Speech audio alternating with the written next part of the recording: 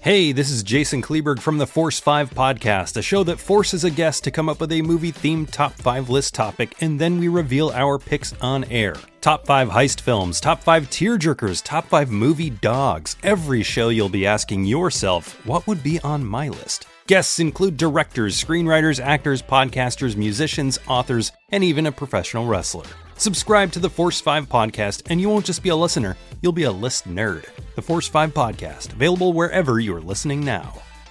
Hello, my name is Kevin Tudor, and I'm one of the 3 hosts of Almost Major, a film podcast dissecting many major indie studios and the films they release. Every week, myself, Charlie Nash, and Bryden Doyle discuss overlooked, forgotten, or bona fide classic indie films via studio-specific miniseries. We've previously covered numerous films from Artisan Entertainment, Lionsgate Films, and New Line Cinema. Titles including The Blair Witch Project, American Psycho, Dogville, But I'm a Cheerleader, Saw, Requiem for a Dream, and Ringmaster, you know, the Jerry Springer film.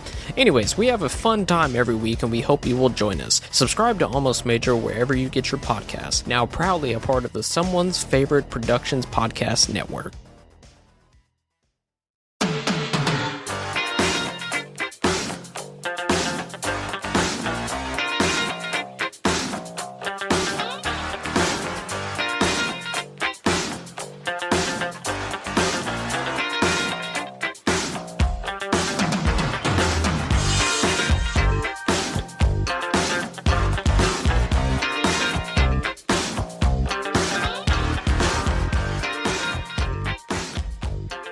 Speaking of good things to drink, Mr. Begley, have you ever had a slusho? No. Have you ever had a fucking slusho?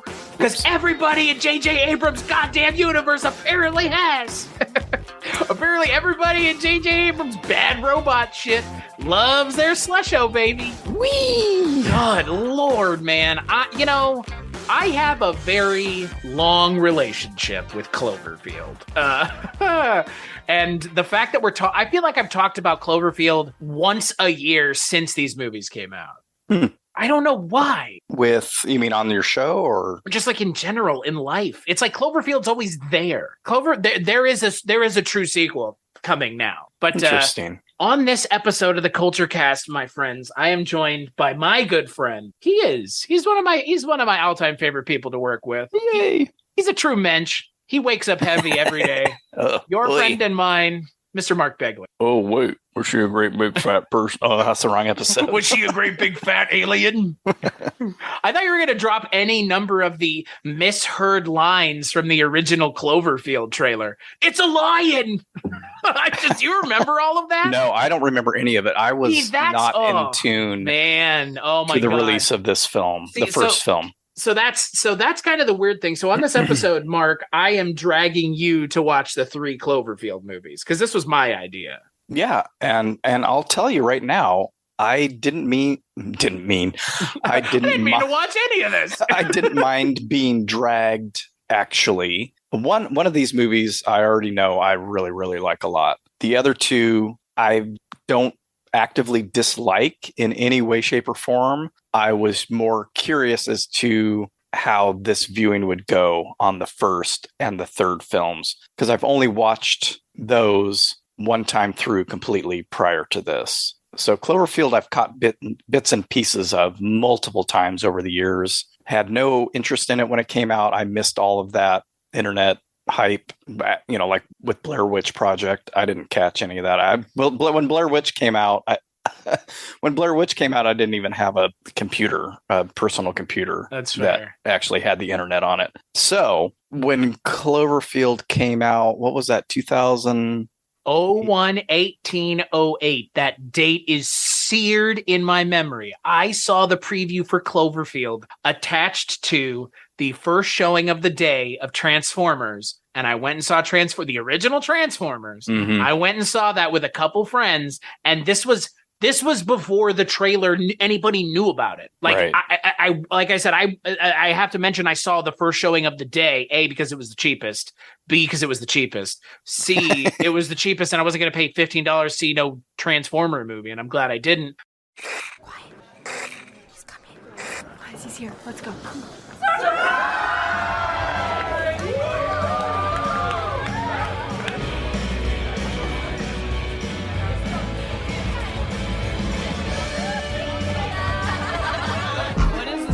for Rob. Say something to him before he leaves. Rob's awesome. I'm gonna miss it. Rob, have fun in Japan.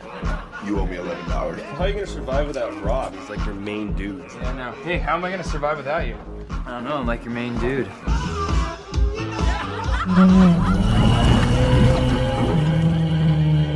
What was that noise? It sounded like an animal. Yeah, just relax. Everything. Phone calls are pouring into the New York One newsroom as a thunderous, roaring sound. Can you see something from the roof? What animal sounds like that? Shaking everywhere now, it's like tremors. Looks like you should have left town a little bit earlier.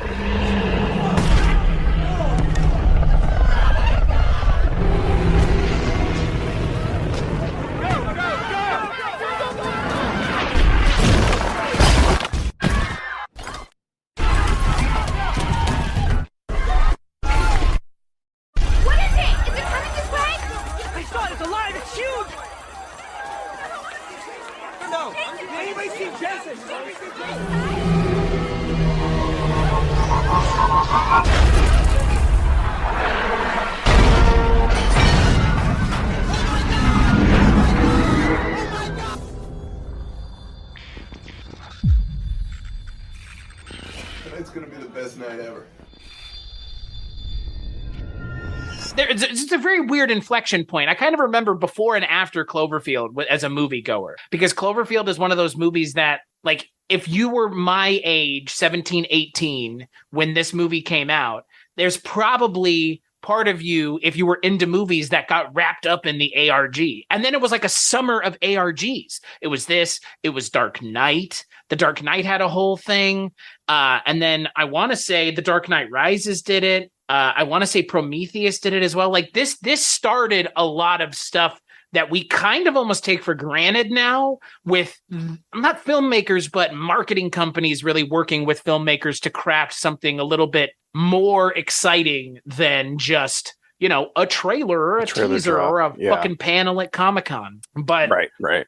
Like, you know, that's why I just kind of want to mention, like, because we're going to talk about the ARG, but I didn't know what level of exposure you had. Because again, I was 17 when I saw the teaser, and I'm sure you rewatched the teaser. The teaser for this movie, the OG Cloverfield, is really successful. No, I didn't rewatch it or watch it. It's amazing. Like it's.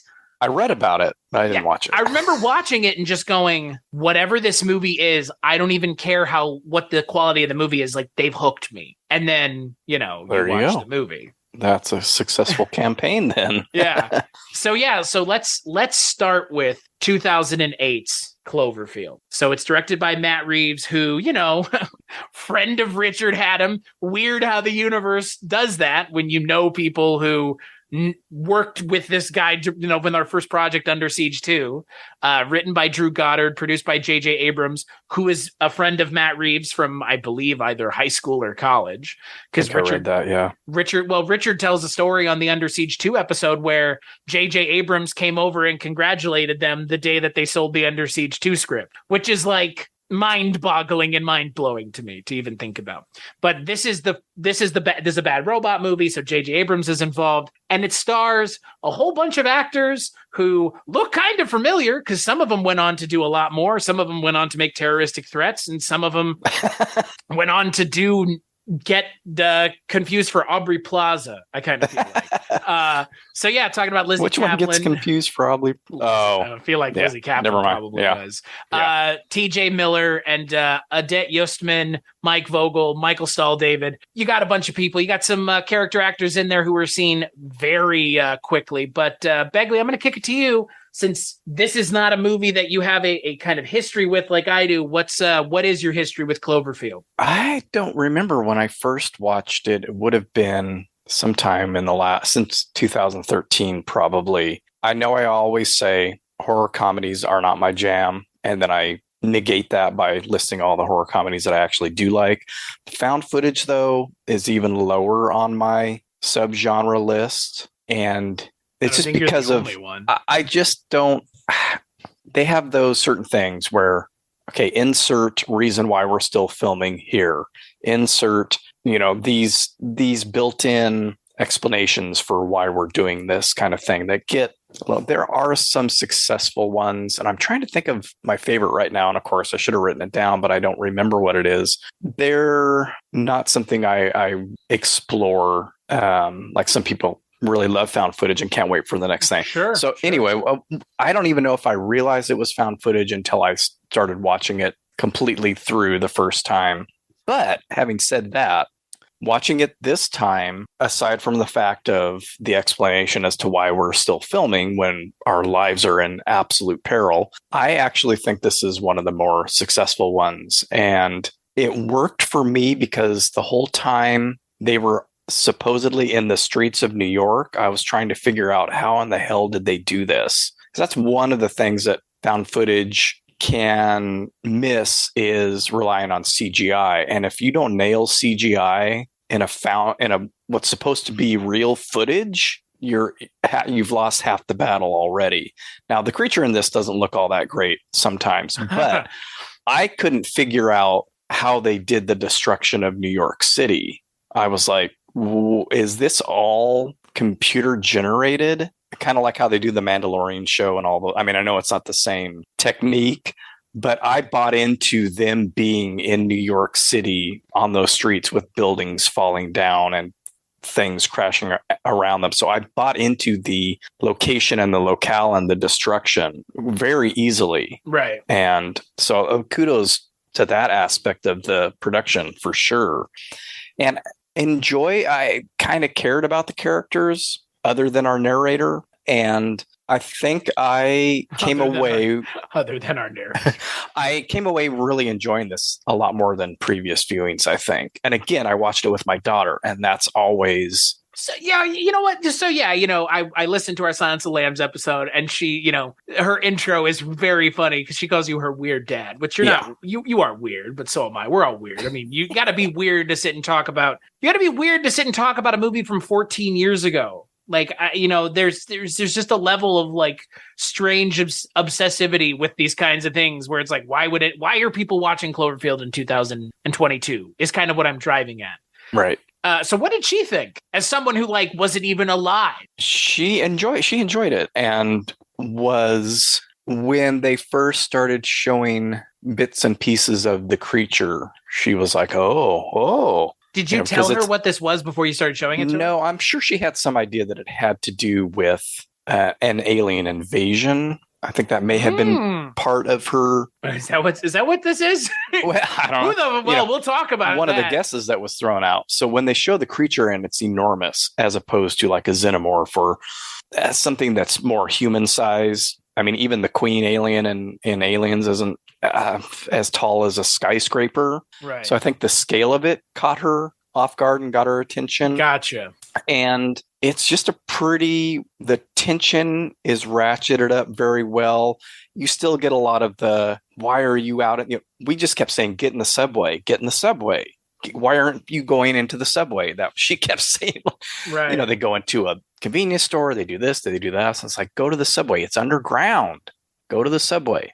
I mean, and they tackle that issue in the movie very well. So there was a lot of that, oh no. And I think because the destruction looked so real, that also kept us on edge, especially her, since she hadn't seen it before. And I vaguely knew vaguely remembered most of the twists and turns of the film, but was still surprised by some of the things they have to do, like rescuing the lead's ex. Oh yeah, that building's toppled over, and right. So it was fun to see how they did all that stuff. Is all of it super realistic? No, but again, we're talking about a huge alien or sea creature or whichever way it is. Hey, who knows? By the next movie, it might be something else completely again. Yeah. Fuck. Yeah. I hope my friend Yashar, who you have met now, is listening. And I wish he could have joined us for this episode, because this was a movie of mass contention between the two of us.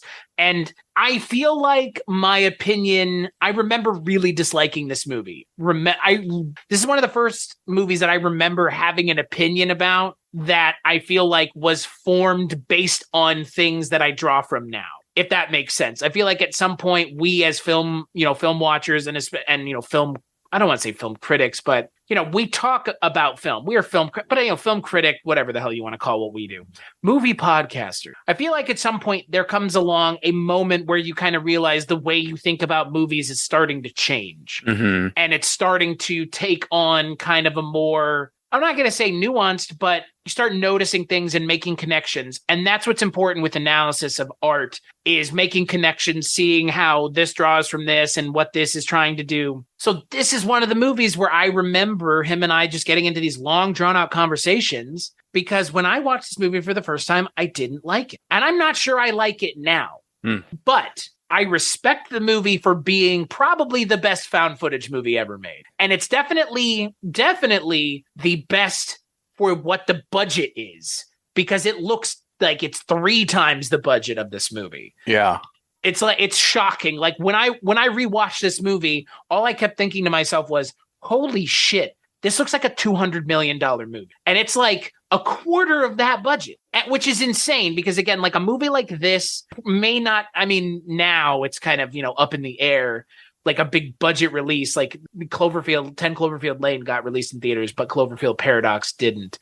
Cloverfield 2, I don't know where that ends up, but like this kind of movie is very interesting to me, because it's such a weird studio movie to exist. It feels completely outside of the studio system in a lot of ways. Like it honestly feels like a precursor of things to come in the industry, because now you do have J.J. Abrams and Bad Robot as a big production house. They're not just the creators of Lost, because that's the other thing. I mean, at this point, we're talking about J.J. Abrams, the creator of Lost. Now it's J.J. Abrams, director of Star Wars. Him being the producer of Cloverfield almost is unimportant now. I mean, even with Matt Reeves, Matt Reeves would go on to do Planet of the Apes, The Batman. So again, this is a starting point for a lot of people who 14 years later are the movers and shakers in the movie, in the contemporary movie industry. But for me, I think my biggest issue with this movie is, man, we're like a month away from 9/11, and this is just like, it's a lot.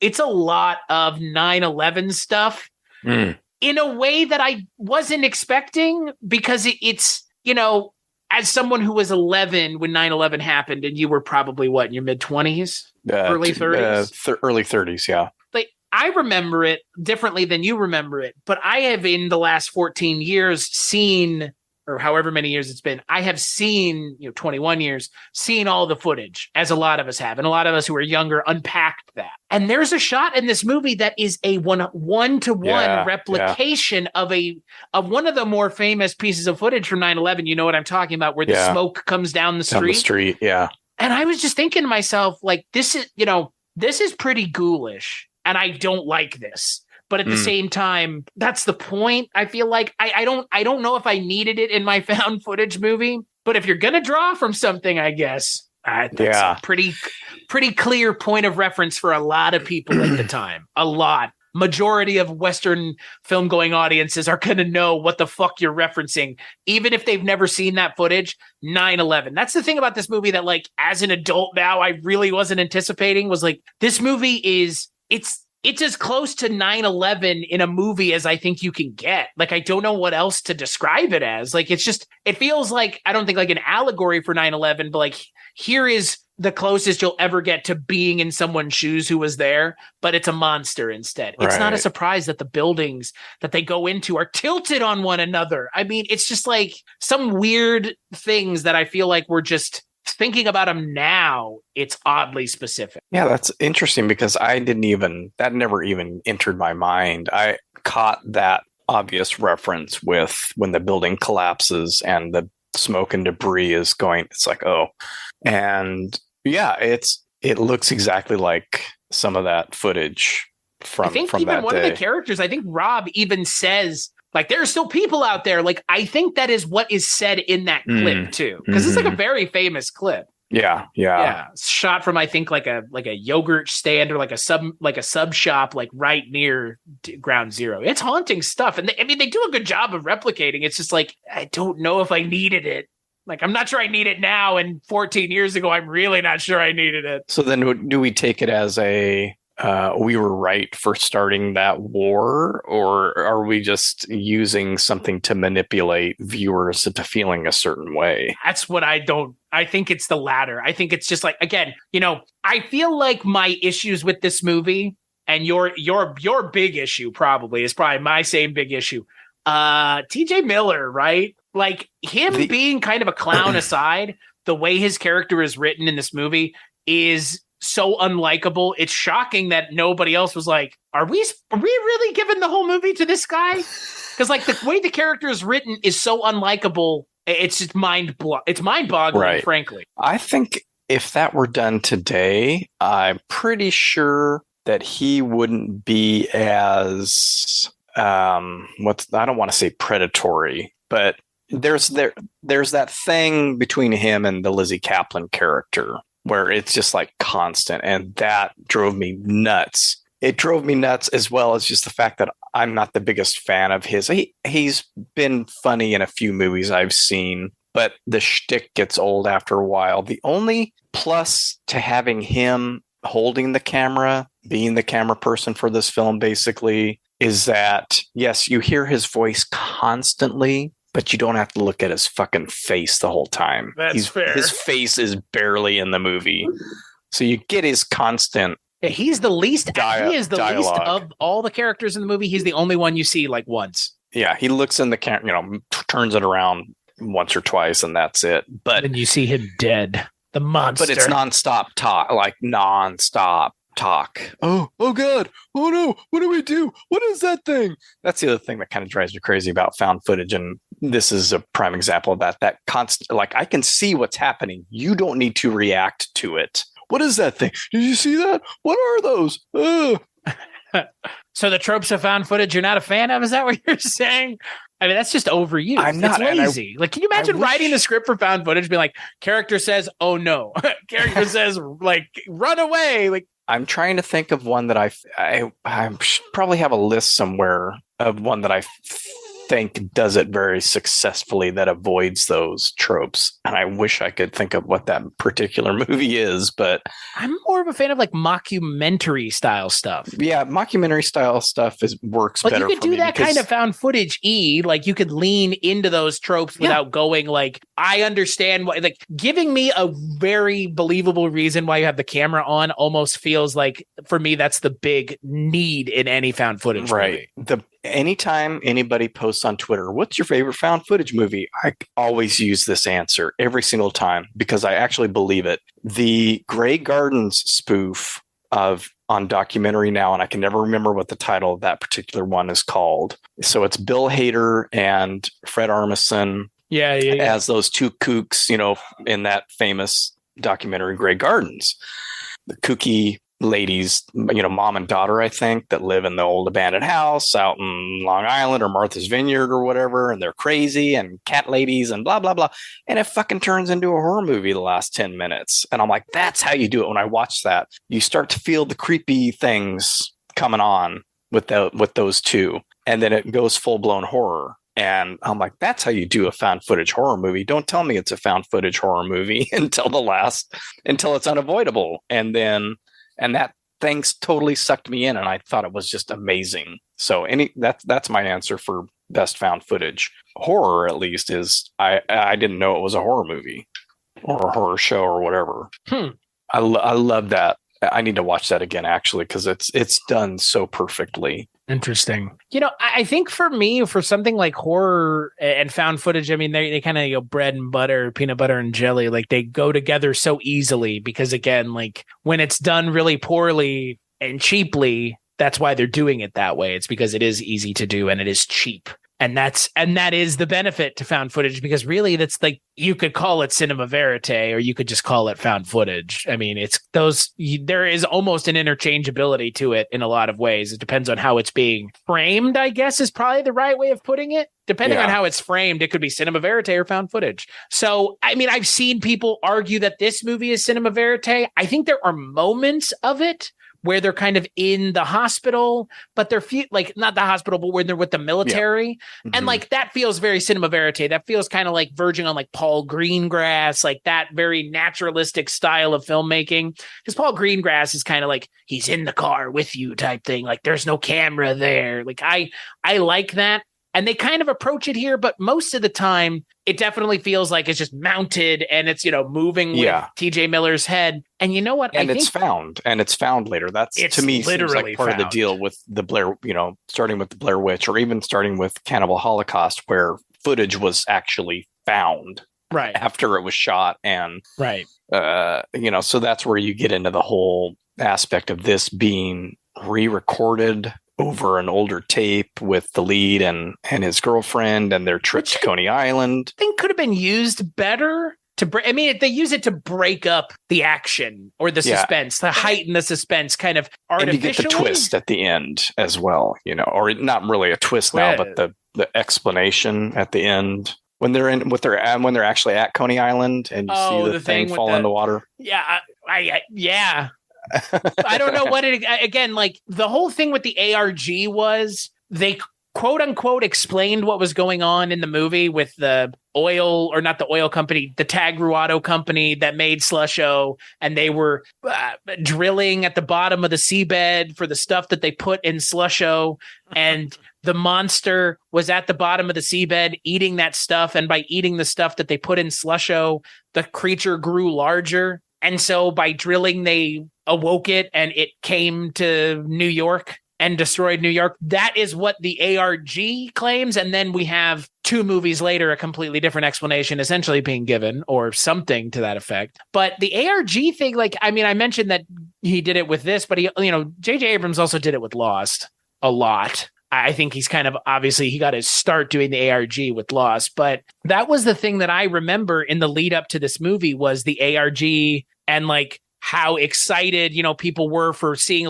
there's all this kind of Facebook, or I guess that would have been MySpace profiles for the characters in the movie and all it's, and that I think the issue with Cloverfield, even now, because again, I went and looked at some of the ARG stuff and I was watching, stuff on YouTube and reading about it. Because again, there's a ton of stuff. They really did such a good job at laying the groundwork, and the movie doesn't take advantage of it. And I don't think it's the direction. I actually think it's the script. And it is the script. It's not the direction. Matt Reeves' direction is fine. Actually, he probably elevates it way further than it needed to be.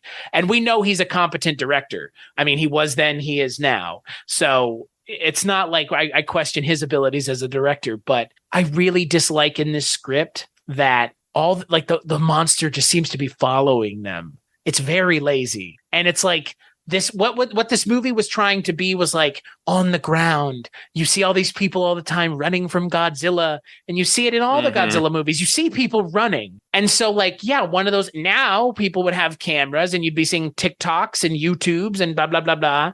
So this movie's obviously a little prescient because we're a little bit kind of on the cusp of, the iPhone coming out and wide adoption of smartphones with everybody has a camera. But I don't like that the creature is seemingly following them, because that makes it feel less like they're just people who are in the city trying to get away. It's more like the monster's following them and chasing after them. And it's just, there's no nuance to the story. It's like they go from what's one set piece to another, and that's fine. But it feels by the end of the movie, you're just like, yeah, I guess that makes perfect sense that the monster just followed them to Central Park. Yeah, the end, that's where I think both my daughter and I were kind of like, well, huh?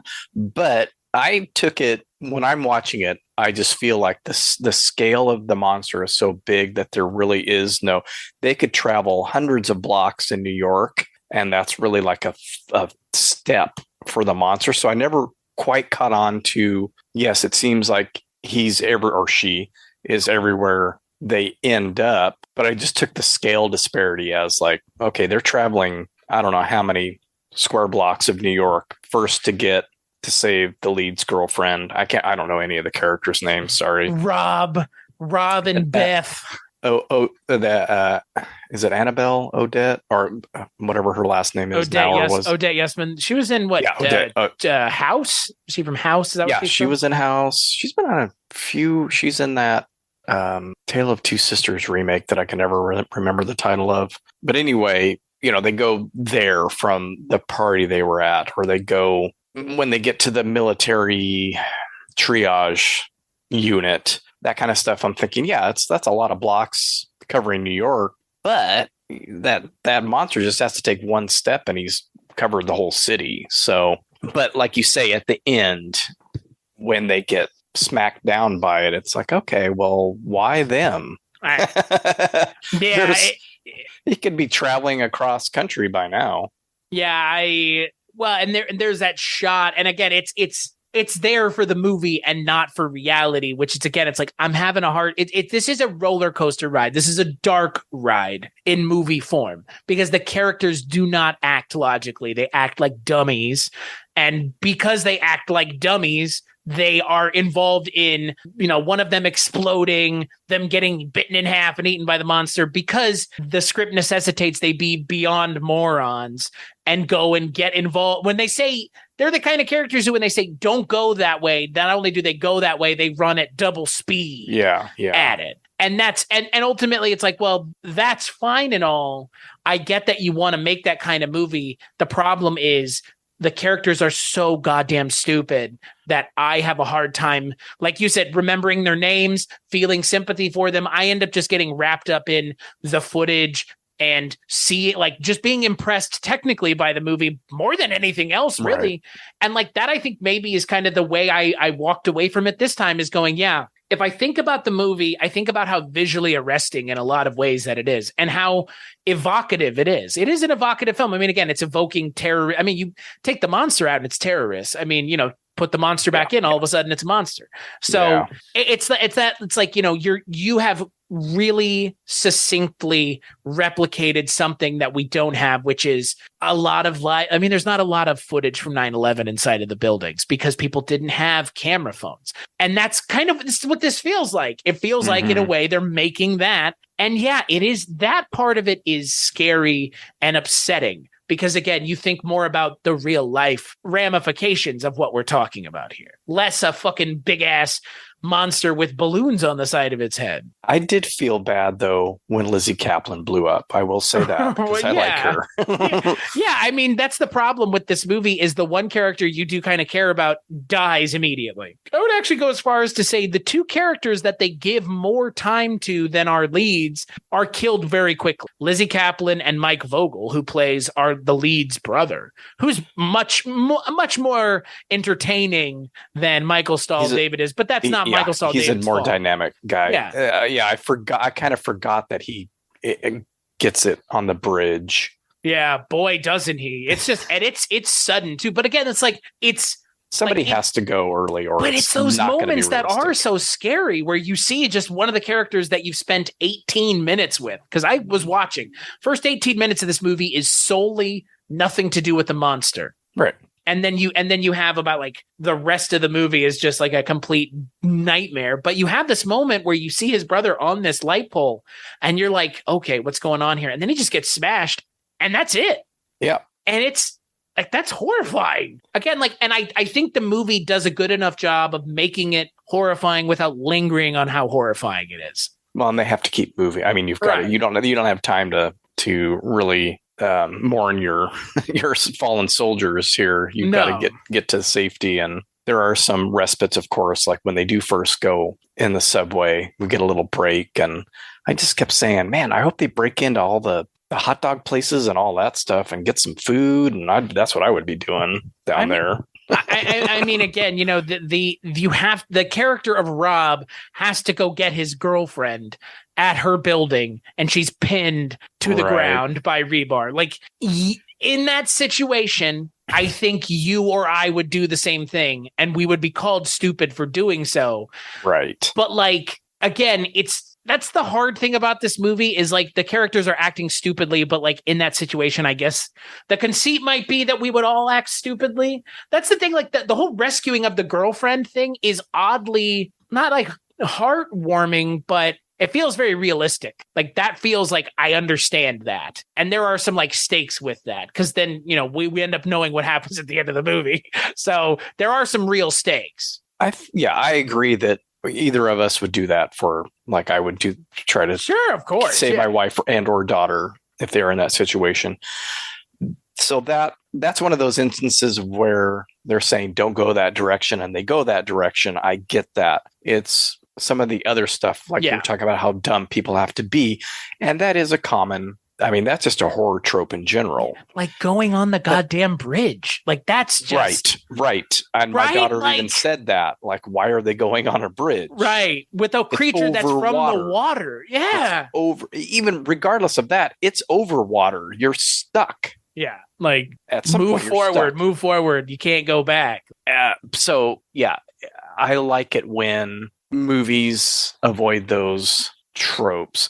And I wish I could think of a found footage example, but one example I can think of is for home invasion films where you get a lot of those same kind of tropes of people doing stupid things. And the one that's very successful at avoiding that is You're Next. And because from what I understand and what I've read, the guys that made that movie don't like home invasion films because of the tropes that are inherent in it. So let's work our script so that we're avoiding those traps where you are pushing yourself as the writer to, instead of solving a problem by having somebody act stupid, you just have to be a more clever writer. So the lead does something smart. What is there to foil that? Right. And then they have to react to that. So, and I think the second movie in this franchise, quote unquote, does that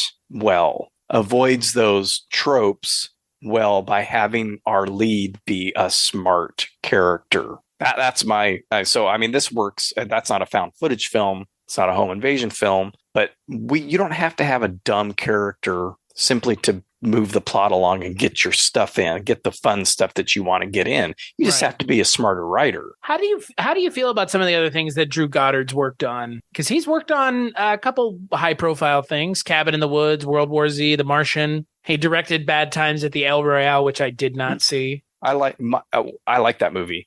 Not a horror movie though. No, it's not a horror movie. Not a found footage movie either. Cabin in the Woods is pretty fun.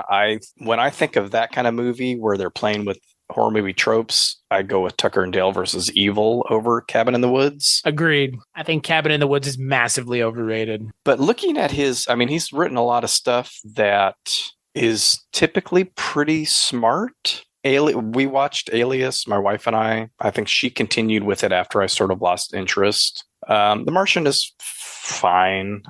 We watched that, I think, in World War Z. I mean, looking at his filmography, I've liked a lot of what he's worked on, either as a producer or a writer. Lost, Alias, 10 Cloverfield Lane. I like Bad Times at the El Royale or Battle Royale or whatever it's called. I just think that writing a found footage film is hard. I think it's not something that should be approached lightly.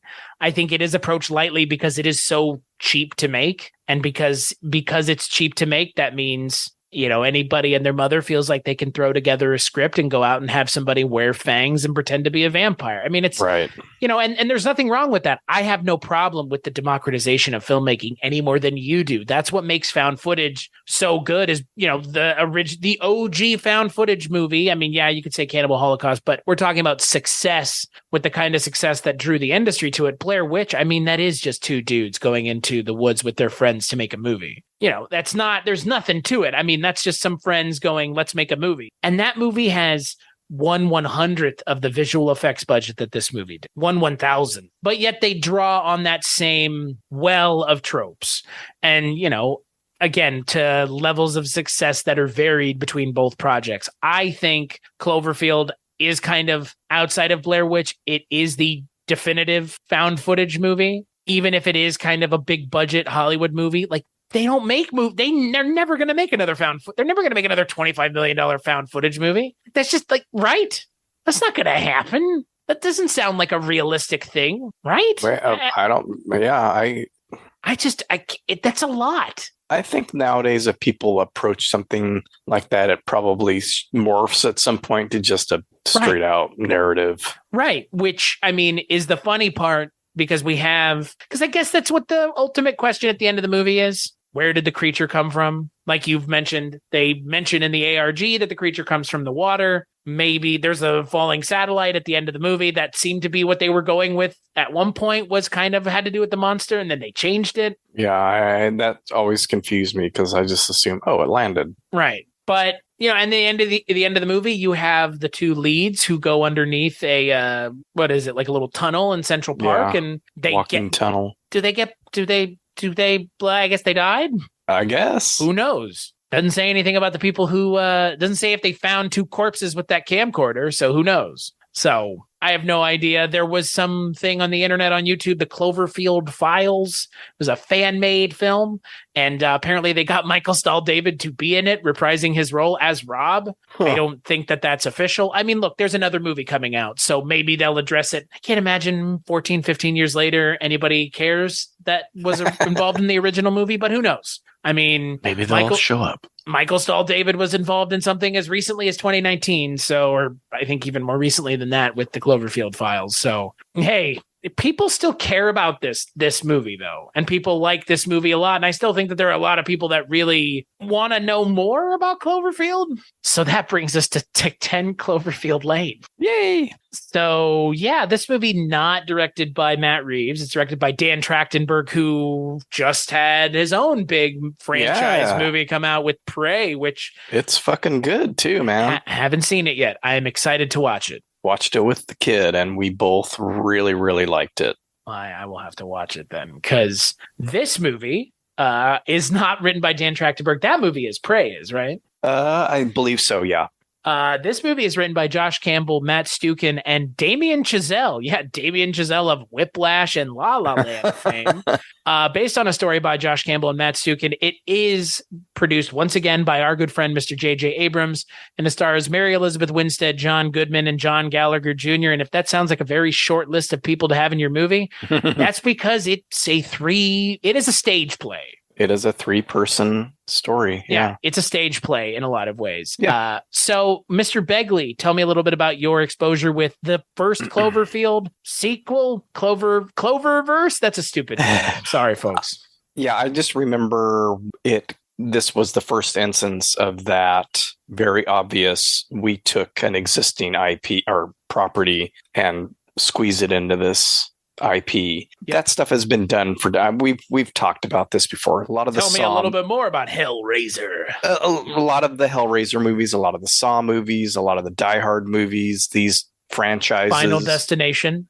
Exactly, yeah. Was literally started as an X-Files script, I believe. They start as something else. They get bought by a company that has an existing property that's done fairly well or reasonably well, and they shoehorn it in, make some changes. So this, I remember hearing the little bits and pieces of, this didn't start as a Cloverfield movie. It was called this. It was about this. These things get tacked on at the end. But I don't even know if I had seen Cloverfield at that point when this movie came out, honestly. But I like John Goodman. I like the other guy, the John Gallagher Jr. fairly well. But I really like Mary Elizabeth Winstead. So I was interested in seeing the movie because of that. And when I read the description, or maybe even saw the trailer where it's a woman in peril film for the most part, I was like, ooh, I like that. I like that idea. And then I watched it and thought, oh, yeah, this is great up until the end of the film. I think, and I'm just going to put this out here right at the beginning, and I understand why they didn't do it this way, but I think if you had left that Cloverfield name off of this film, it would have been more successful to have that be an absolute surprise at the end. That there actually are aliens, you mean? Yeah, it's not that it's an alien attack and it's those aliens. Or what, we know that whatever, they shoehorned this into the Cloverfield universe. That's fine. I don't think aliens in any way, shape, or form were a part of it. Maybe they were originally. However, regardless of any of that, I think they wanted people to go because the Cloverfield name is in there. But I honestly think that if you had just released this as 10 Mockingbird Lane, and people are in the theater and they're seeing Slusho, they're seeing Kelvin, they're seeing things that are in the J.J. Abrams universe, Right. and they're starting to go, And then at the end, when she finally sees an alien, either the ship or whatever, she sees evidence that this is not a man-made catastrophe or tragedy or war or something like that. She sees, oh no, this is actually aliens.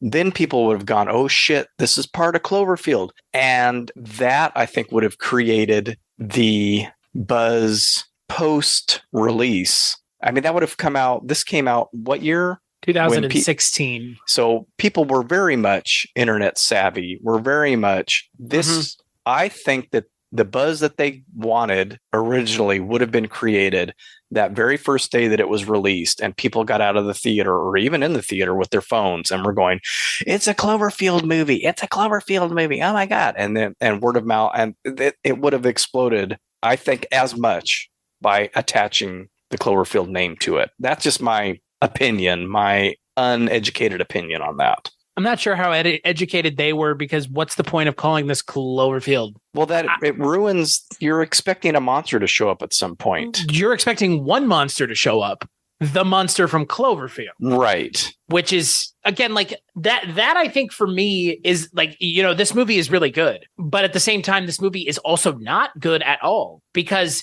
I have a hard time at balancing the issues that this movie had coming into it once J.J. Abrams and crew bought it, and the movie that we get, because I cannot take away the last 10 minutes of this movie. I mean, I'm not going to let it soil my entire viewing experience, but that coupled with the 10 Cloverfield Lane name really does this movie no service, because this movie is really good. The script about the bunker stuff is really good. It's really well thought out.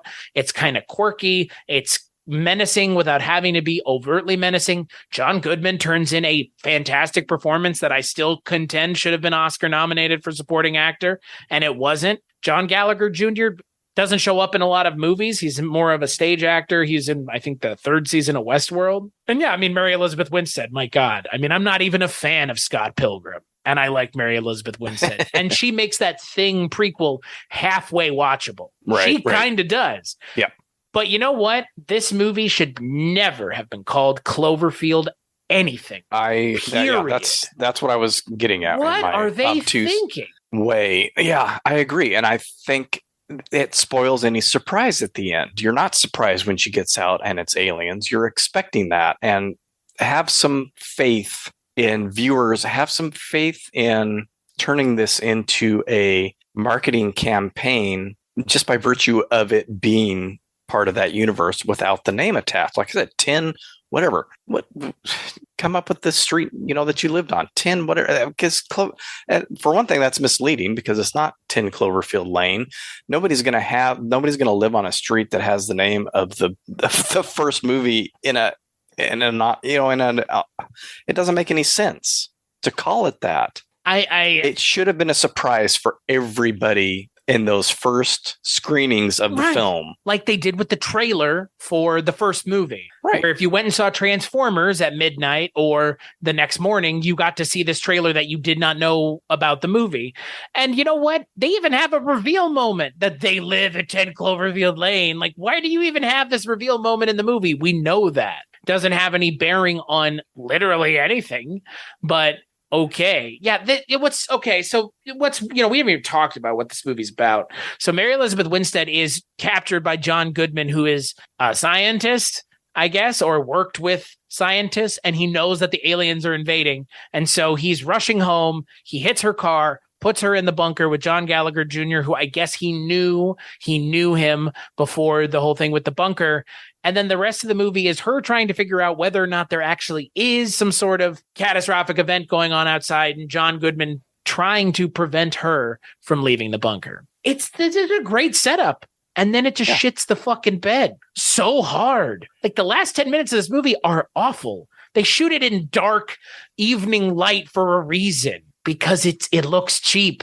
Because it's not good. Because when you light things really low lit, it's because you're trying to hide the fact that they're not well made. Yeah, I forgive. I think I'm a little more forgiving of the last 10 minutes because I enjoy the first however many minutes come prior.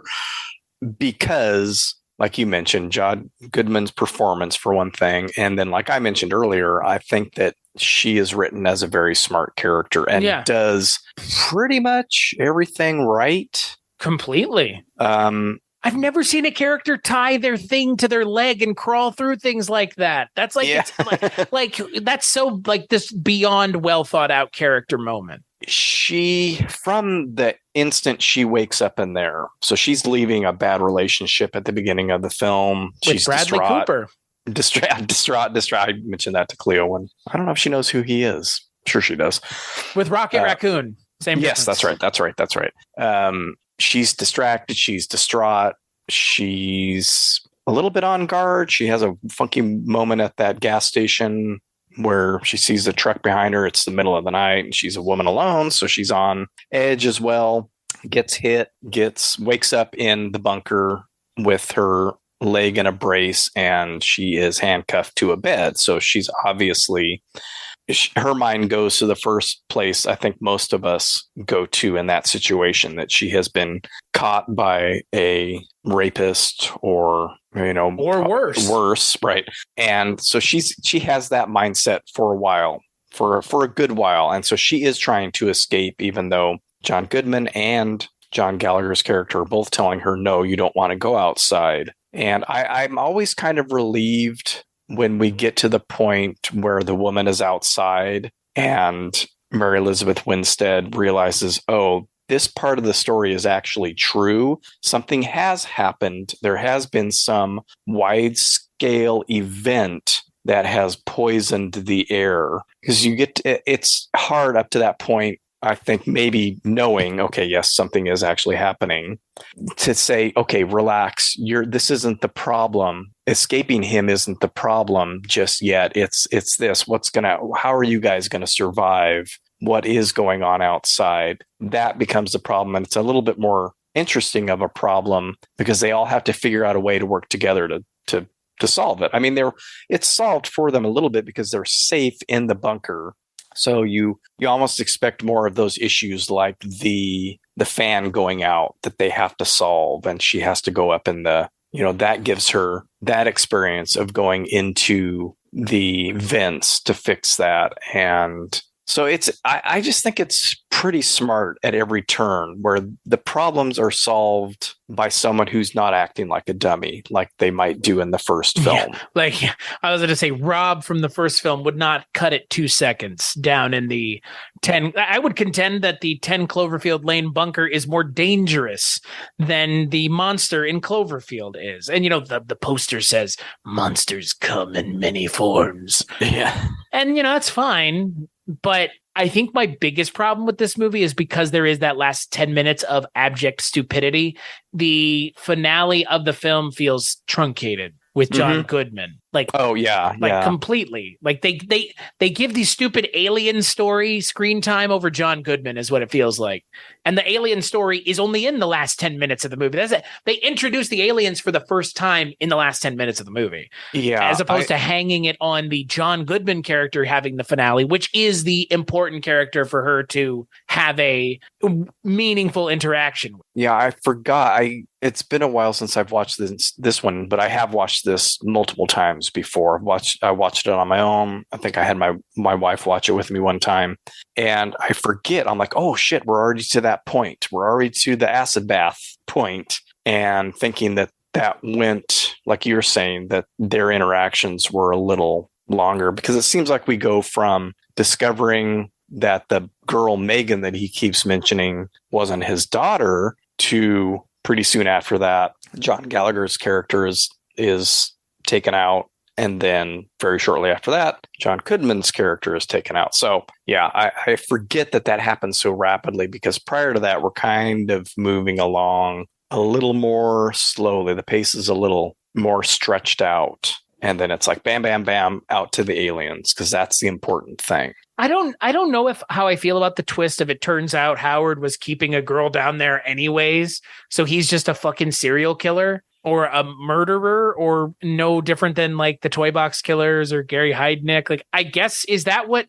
Yeah, Because like that's kind of that's a twist for a different movie. It's like, the don't breathe twist, kind of, in a way. Yeah, like, and it's I like weird. it though. I like it. It just doesn't serve this movie, not the narrative that this movie's going. Well, for. I think what we accomplished with that is, okay, she does really need to get out of here, because at some point she's lulled into, okay, they play the really montage and Well, and so she's initially trying to get out because she doesn't believe him, thinks that is actually what he ends up being. So we got to stop that. So we have the lady outside who ends up dying, and because of the poison air. So, okay, he is telling the truth. Well, maybe he's not a creep. Maybe he's just not a very well social, he doesn't have good social skills. And then, oh no, yes, he is a real creep, even worse than I thought, or pretty much exactly what I thought. He has kidnapped a girl and she apparently died. And most likely he killed her because she tried to leave. And so I think that gets us back to, oh shit, I got to get the fuck out of here. Right. Now, if they had done that with the aliens earlier, I wonder how that would play. But I think their point is here, I've gotten out. I'm safe. I've crafted myself this wonderful little hazmat suit, and so now I'm safe. And then, oh shit! Once again, we have another twist that's like, no, you're not safe because he was right, and it is this. And there are aliens, I guess. And there are aliens, and you're screwed. Actual aliens who may or may not just be giant spaceship with Mal. Was that an alien? Was the spaceship the alien? Is it like the creature from the first movie where the little things, they like shake them off, and the big thing is just like a creature that looks like a spaceship? That's kind of what it seems like. Yeah, I am confused by that as well. I'm not sure, because you see a couple different things flying around, but then when she's getting sucked up, it's like she's going up into the butthole of the spaceship, but it's the mouth. It's like a mouth, like a beak. It's could be that that's just their armor and they look like a spaceship. Yeah, I don't know. I was not a fan of pretty much anything from when she gets out of the bunker, but everything else before that is so good. And I really wonder if that's where the script changed hands. Like, Yeah, I'm curious too as to what. It's always been my understanding, or I've always assumed it was pretty much a straight woman in peril. Right. The Cellar was the name of the movie. And when she gets out, that's it. So I don't know if there was something else after she gets out in the original. But yeah, I mean, if you're going to do that, like I say, make it a total surprise. Yeah. Not give the audience a really big hint that at some point there is going to be an alien in this because it's got the Cloverfield name on it. So let me ask you, when you watched this movie for the first time, did you assume because there was Cloverfield in the name, there was going to be some bullshit at the end? That was my assumption. Okay, yeah, just making sure. I think it's a fair assumption. At some point you go, well, maybe it's not. When she gets out and then she takes the helmet off and can breathe the air, and it's like, oh, okay, I'm fine, but he was crazy. I don't know what happened to that gal, but everything's cool now. And then you start to hear the rattling in the shed, and it's like, oh, okay, that is where we're going. I mean, why else would they call it this if that's not where we're going? You wouldn't call it that and have it be, like inbred zombie people or something that he had been creating. I don't know where else you go, but I think that's the thing for me about this movie that I always think about is, with the addition of the Cloverfield name, you've now set the expectation that it's going to be one thing. Yeah. And if it's not that, then people are going to be equally as upset because it isn't. If there were no aliens at the end, I think people would be there would be a different group of people who'd be disappointed because it has 10 Cloverfield in the name, and it's not something akin to the original. I mean, that's the thing. If you like the original movie, you might not like this movie. It's completely different. This is totally different. This movie is honestly, this film is a film that would probably, up until the last 10 minutes, feel more at place in the 70s. This is akin to like a Polanski film in a lot of ways. And that's why I really still like it and excuse the last 10 minutes, because I think that first part is the first 2/3 of the film are great. I like those kind of movies. When we say it's literally a different movie, it's because it literally is right. And it started movie. As I would be curious I would be satisfied with her getting out and that pretty much being it, and realizing he was lying. Was, I think everything that comes forward is great, and she doesn't have to encounter any other, because that's what a lot of those kind of films do, where you escape the one bad thing and there is another bad thing outside, like his cohort or something, or the guy that's like, oh, I'll take care of you, and then you end up right back in the bunker. Right. That's a lot of times how those movies play out. But knowing that most likely it had nothing to do with aliens at all, it's kind of a head scratcher. Yeah, I don't know what drew them to that script to think, oh, we should tack on 10 minutes of alien stuff at the end of this film just to have something with the Cloverfield name on it. J.J. Abrams has gone on record saying that he didn't want to do Cloverfield 2 because of films like Godzilla and Pacific Rim, which I think the original Cloverfield, is better than those two movies. I think Cloverfield is probably still the best American-made Godzilla film, too, in a lot of ways. And it's better than either one of those three Godzilla movies now. Never mind. Any one of those three fucking Godzilla movies.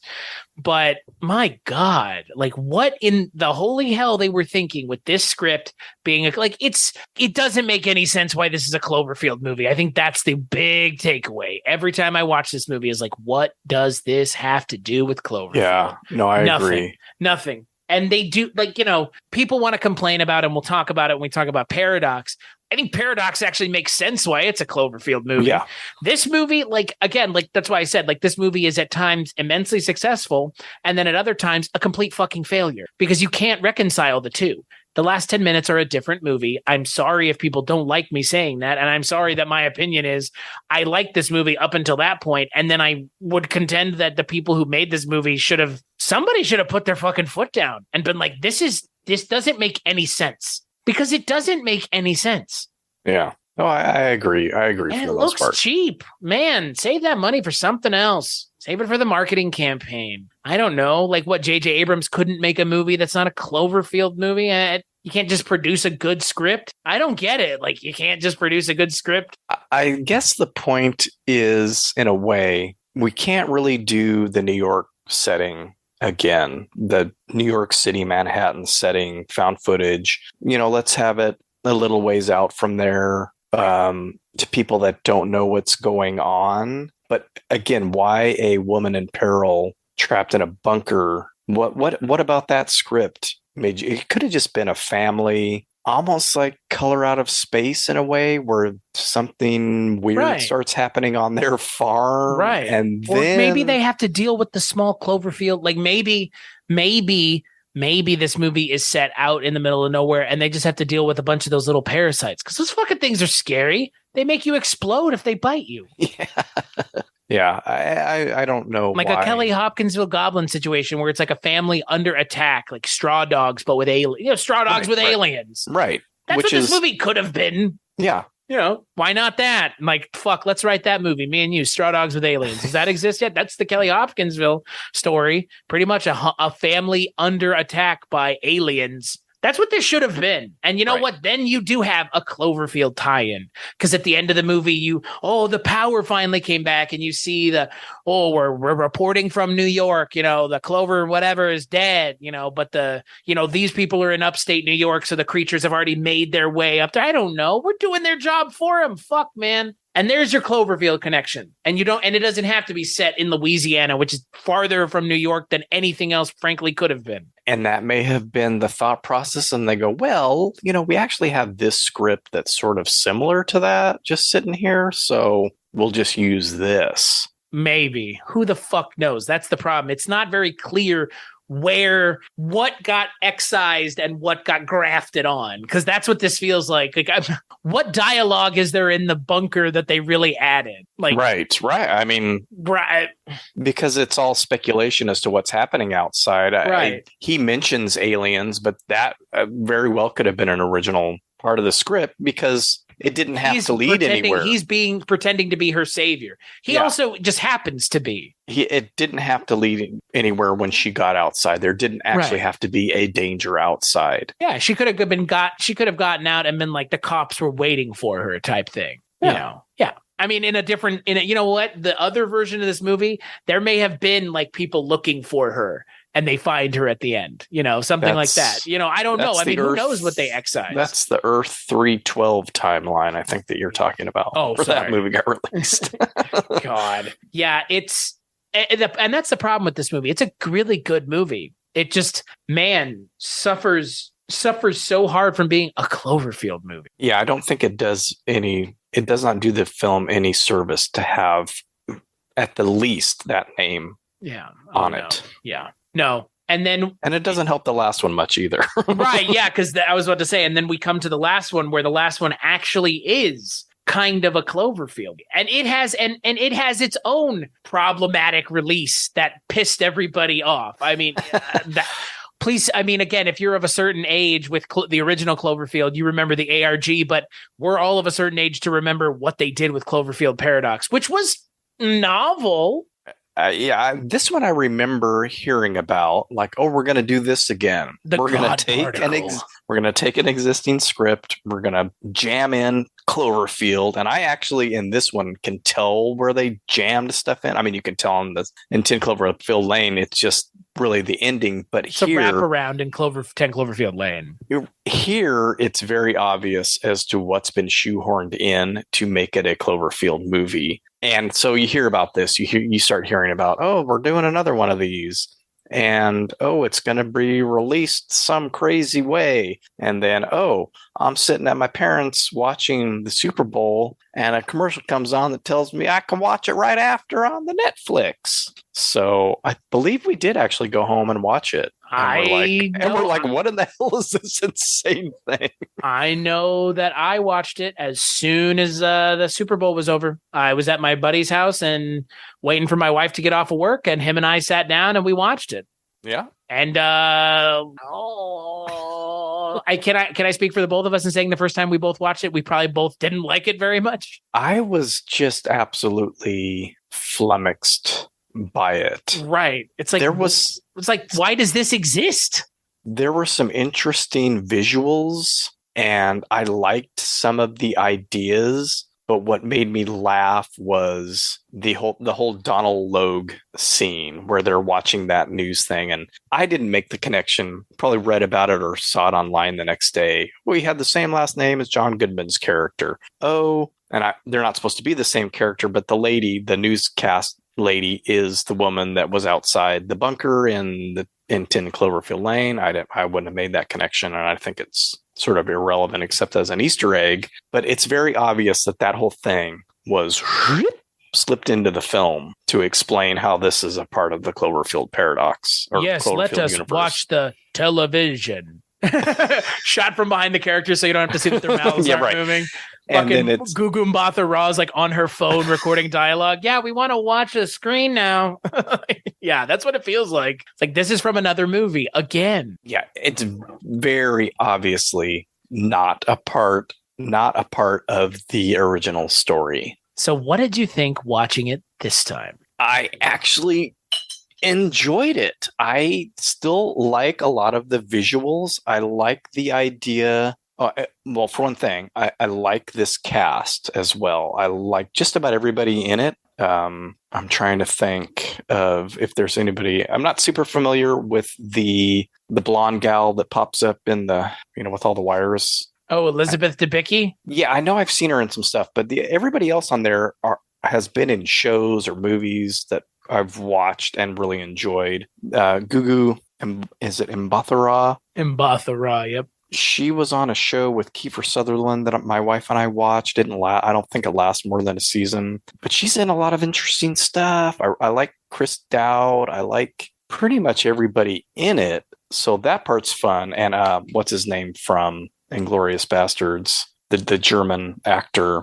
I really like all of them. So I like the actors. I like a lot of the funky body horror stuff that's going on, and it grossed my daughter out, so that was fun. The worms, she has an aversion to on-screen vomit, and so when that scene happens with the Russian guy up there, she was like, oh god, and then it's all, it's just like all over him and stuff. She was not digging that. Again, I kind of like, if they had just left it alone, I probably would have liked this even better than having that funky tacked on ending and the insert of that news broadcast. So the movie is directed by Julius Ona. It's screenplay by Oren Uzel. It's produced once again by our good friend Mr. J.J. Abrams, and like you mentioned, Gugu Mbatha-Raw, Elizabeth Debicki, Daniel Bruhl, Chris O'Dowd, David Olawayo. Jesus Christ, how many more good actors? And yeah, it takes place on a space station, the Cloverfield station, where they're trying to solve the energy crisis by doing particle acceleration. As for me, yeah, so you mentioned kind of the weird marketing thing after the Super Bowl. Movie comes out, everybody watches it. I fucking hated it the first time I watched it. And again, it's just like, I remember thinking, okay, so what does this have to do with Cloverfield? And then it felt like in 10 Cloverfield Lane, it was tacked on. On this, it was like nailed on. Like it was like hung on as it's running out the door. Like, Jesus Christ, it's like the LaCroix of Cloverfield. You know, they whiffed the Cloverfield name over it. Like it has the monster at the end. And then, I've gone and read things and listened to people postulate about how does this connect to Cloverfield? And if you play this movie with Cloverfield, the original movie, the moment they turn the particle accelerator on is the moment the creature shows up. Mm-hmm. Yeah, I've heard that. Which is fine, but they've already explained where the creature came from. And 10 Cloverfield Lane had nothing to do with Cloverfield. This one does? ?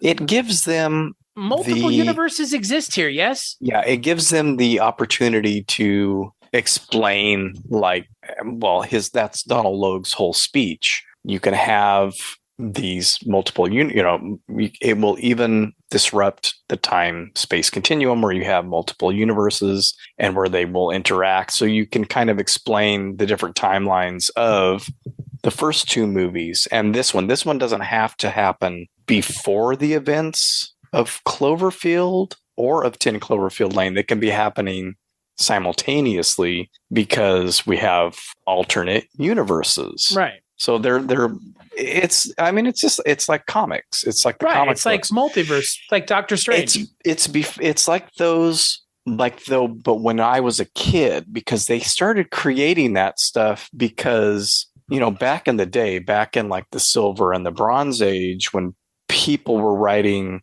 different stories. So let's say Iron Man shows up in a Spider-Man comic and does something. That's now one timeline. Right, you got to keep track of that too. Instead of just, it's a one-off. It's just a comic book. It's a one-off. He doesn't have to adhere to what he does in the normal Iron Man, but it creates now this thing where, we have to connect everything.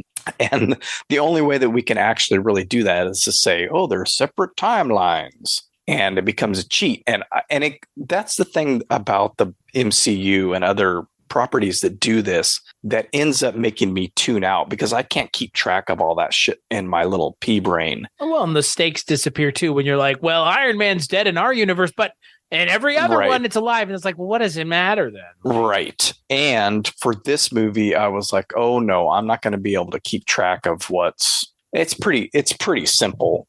Well, the movie doesn't even explain it.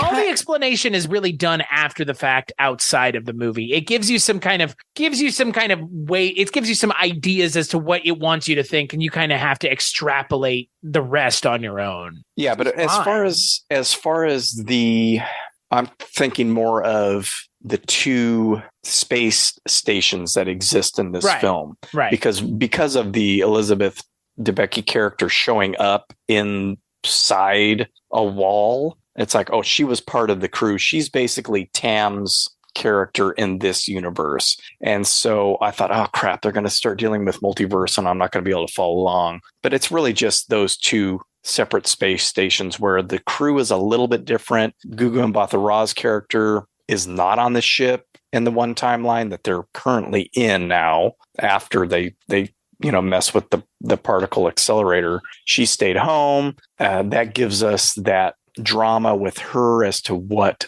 her decision is going to be based on the fact that she, in the previous timeline, she had lost her kids because of this bad decision that she had made, blah, blah, blah, blah, blah. So I was able to follow it, but that stuff can really throw me off.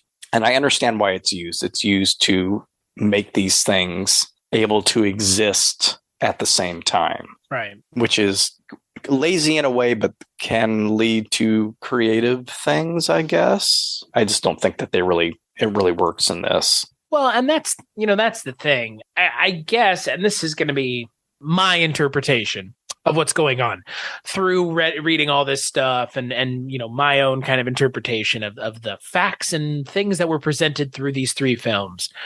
So the Cloverfield Station is the essential progenitor of all the bad things that happened both in the original film and in 10 Cloverfield Lane. When they turn the thing on, somehow, some way, no explanation is given. Frankly, no explanation is needed. It's very Event Horizon-y in a lot of ways. They turn it on, and by doing that, it's actually Doom. I mean, Event Horizon ripped Doom off because essentially the plot of Event Horizon is almost the plot of Doom. You're accessing the other side with a portal. They do the same thing here by smashing the atoms together. They have created a tear in space-time. Happens in Spider-Man with the Spider-Man showing up. It's used this magic there, but it's essentially the same idea. It's the weakened spots, and then you rip it open with a particle accelerator.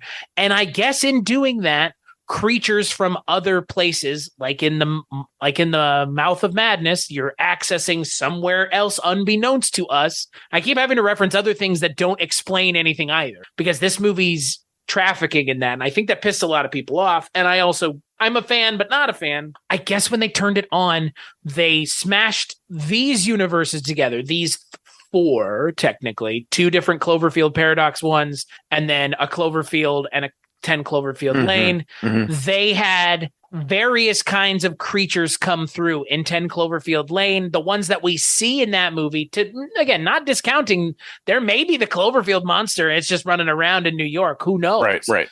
We don't know. They say seaboard, so you're led to believe there must be a lot of them. But she's only underground for like 3 days, so they lost pretty quickly, which is kind of funny. And then in this movie, you see the Cloverfield creature from the first one. Right. So at just least more giant. Right. At least in these 3, the 2 Cloverfield Station universes and the OG Cloverfield universe, they're having to deal with this creature. Maybe now here's a thing that I've been thinking. Maybe that creature exists in our universe. It attacks New York, whatever. The Cloverfield name has some importance somehow, clearly. I don't think it's not, they keep saying, well, these are all Cloverfield movies.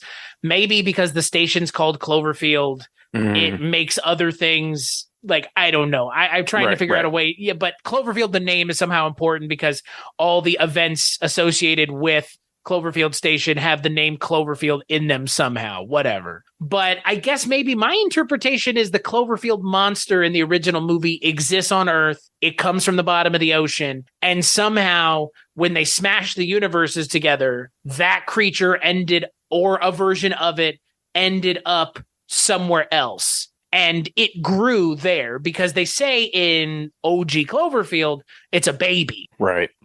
And that's the other thing. They do, J.J. Abrams has said that in the OG Cloverfield movie, the Cloverfield monster's dead. They killed it with the Hammer Down protocol where they nuked Manhattan, I guess. So it's dead, which means it can die, but the version in Cloverfield Paradox is an adult. So maybe, I don't know. I would like to believe that the Cloverfield monster in the original movie did come from the bottom of the ocean. Just by smashing our universes together, it ended up in New York, or it ended up in wherever this universe. I don't know. That's the problem with this movie. The tacked on nature raises more questions than need to be raised. And I don't think those questions have any exciting or interesting answer because I don't think they were intending to ask them. I think they're just a byproduct of a disjointed, quote, universe, unquote.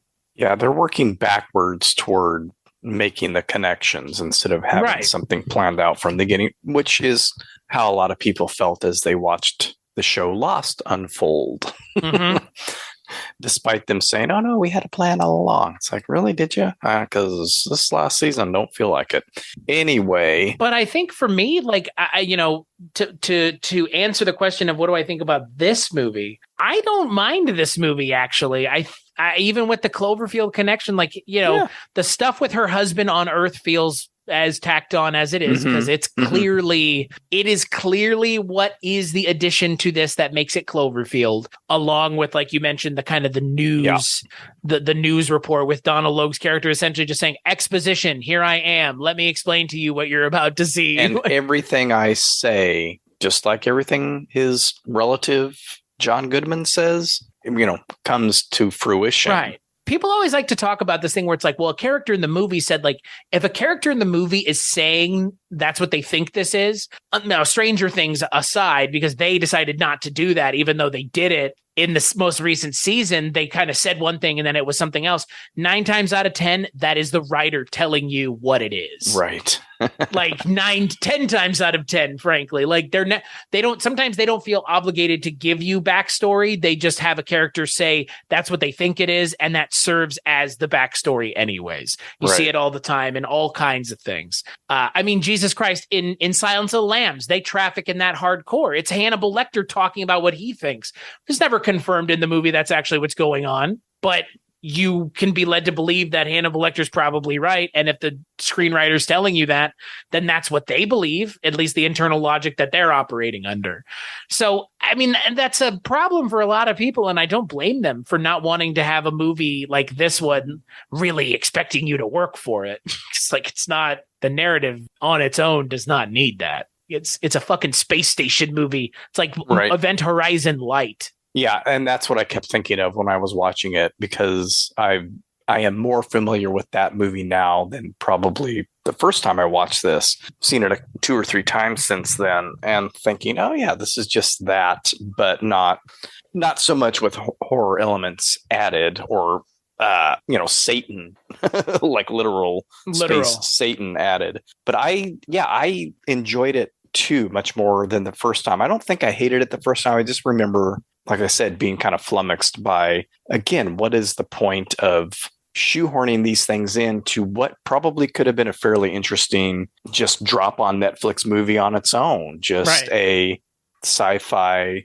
And they could have done what you talked about this time, and it even made more sense, which was do the thing that they did in Split and leave it for the audience to find at the end. Leave the Cloverfield monster out until the end of the movie. Yeah. Like, don't even call it Cloverfield. Right. Just again, right? Like, I don't think they can let themselves rely on word of mouth. They don't trust the audience, is what this is. Because just think about it. Either of those 2 movies, everybody would have been not necessarily spoiling it, but at least spoiling that surprise of it within it's a Cloverfield movie. Hey, you'll never guess. It's another So, have you seen Overlord? So that's what I wanted to ask you about, because so I haven't seen Overlord, but you've seen A Quiet Place, right? Yeah, I've seen A Quiet Place. That was the other one. Oh, that was okay. That was the other. I just remembered Overlord. Right. So yeah. So there are 2, and that kind of came to light a little bit more recently. I think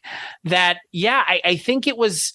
They were like, it was being A Quiet Place was developed as the 4th Cloverfield movie, and they were like, okay, maybe like it'll work as its own thing, which is really funny because, man, knowing that those monsters in 10 Cloverfield Lane look just like the monsters in A Quiet Place. That's same the same mouth thing where it's like an asshole mouth and it like opens. It's strange. That's interesting. That might have actually worked in that one. Yeah. Again. Okay. Because that's sort of what we're talking about. That farmhouse, small dogs, straw dogs with aliens. Yeah. And just lose the gimmick. I mean, there's that movie lives on its gimmick. Yeah, right. Which is why I was not a huge fan of that movie. I'm not a gimmick man myself.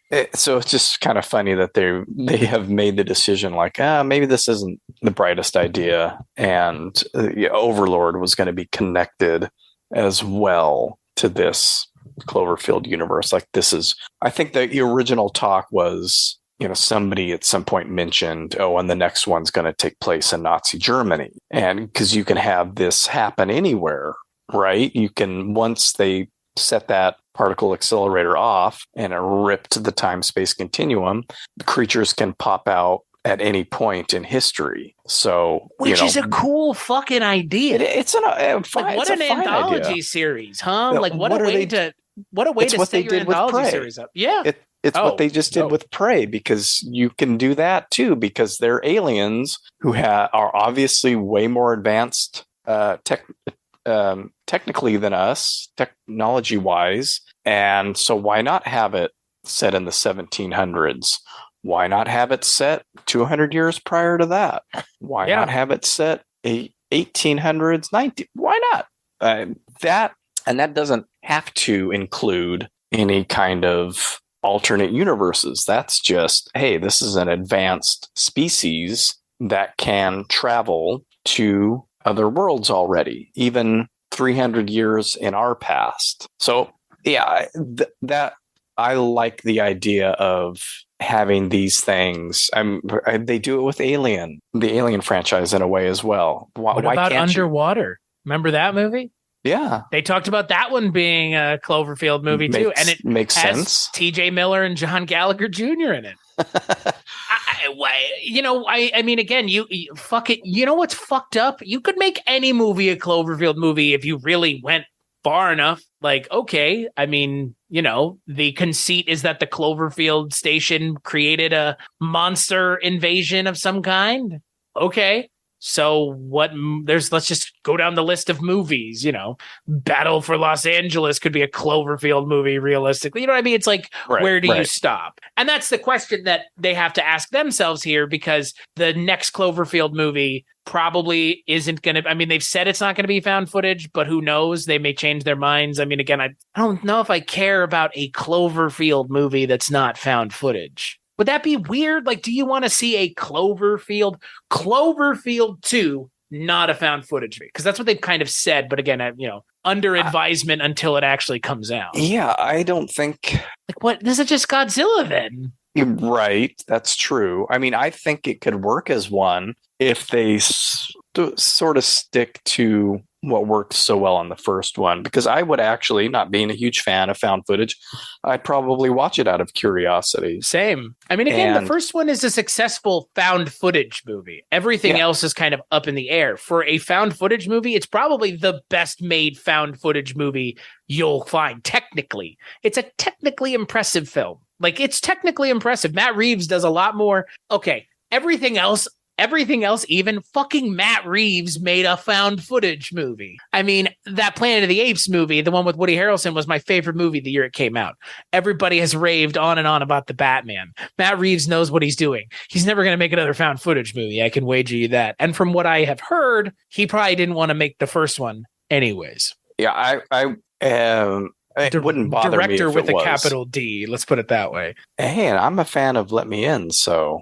Matt Reeves is a great director, great screenwriter as well. I like Matt Reeves a lot. Like I said, that Planet of the Apes movie with Woody Harrelson, it's a great movie. Yeah, he's done, again, looking through his filmography, I've liked a lot of what he's done. I haven't seen The Batman. I don't really have much interest in DC movies, but a lot of the stuff that he's worked on has... We should do an episode on it, because I'm not going to watch it unless really I have reason good to talk about it. That's all right. It's 3 hours long. Yeah. Hey, you know what though? It does draw on some people that you and I both do like. Apparently, there's a lot of Fincher in there with the whole Riddler is very much like the Zodiac killer. Interesting. Yeah, that was why I wanted to watch it, because everybody was telling me that like Riddler was very Zodiac-esque. And there is that leaked scene online that's pretty much just them doing the whole Buffalo Bill or the whole Hannibal Lecter. Jodie Foster thing with Batman and the Joker, which I thought was really clever, but also they did it better in Silence of the Lamb. Yeah.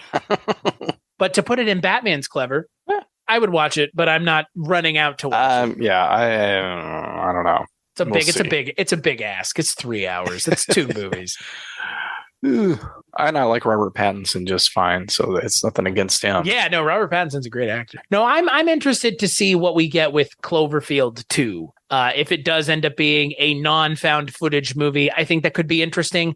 I would do it something akin to like World War Z, but the book, where it's like telling the story after the fact of what happened with the how the world reacted to the Cloverfield incident and then the fallout from that. Like, I think that could be interesting. But again, it begs the question, what is Cloverfield 2? Is Cloverfield 2 a movie that takes place in the original Cloverfield universe?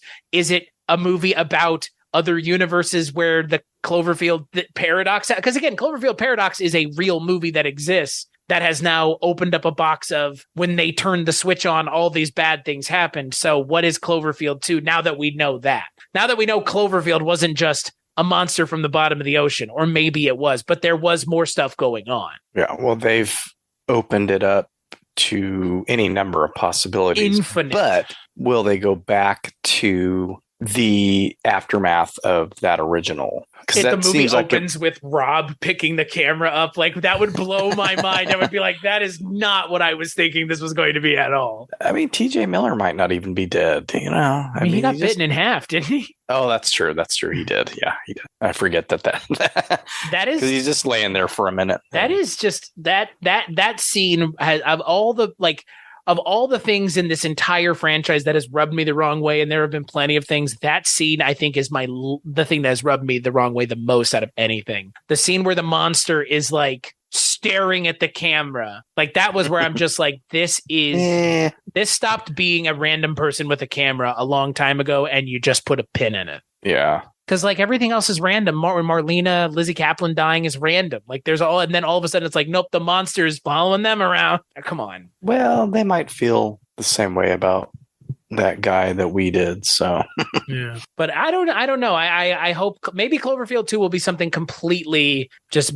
bonkers, off the wall. I mean, that's my hope. Is if they've kind of gone all over the place as it is. Like, they've had plenty of time to figure out something smart. So not that that's what'll happen, but they've had plenty of time to consider it.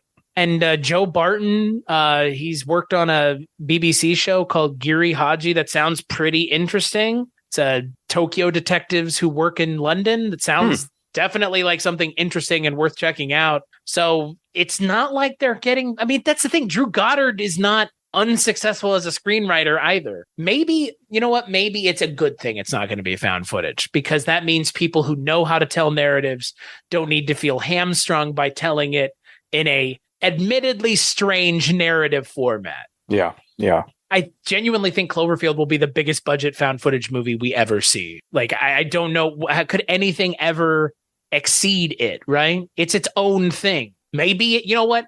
It kind of was successful in a way when you say Cloverfield. Like, ultimately, as a franchise, it has legs. It's going on 14 years now. Yeah. Well, and if you say Cloverfield, most people are going to probably think of the first film.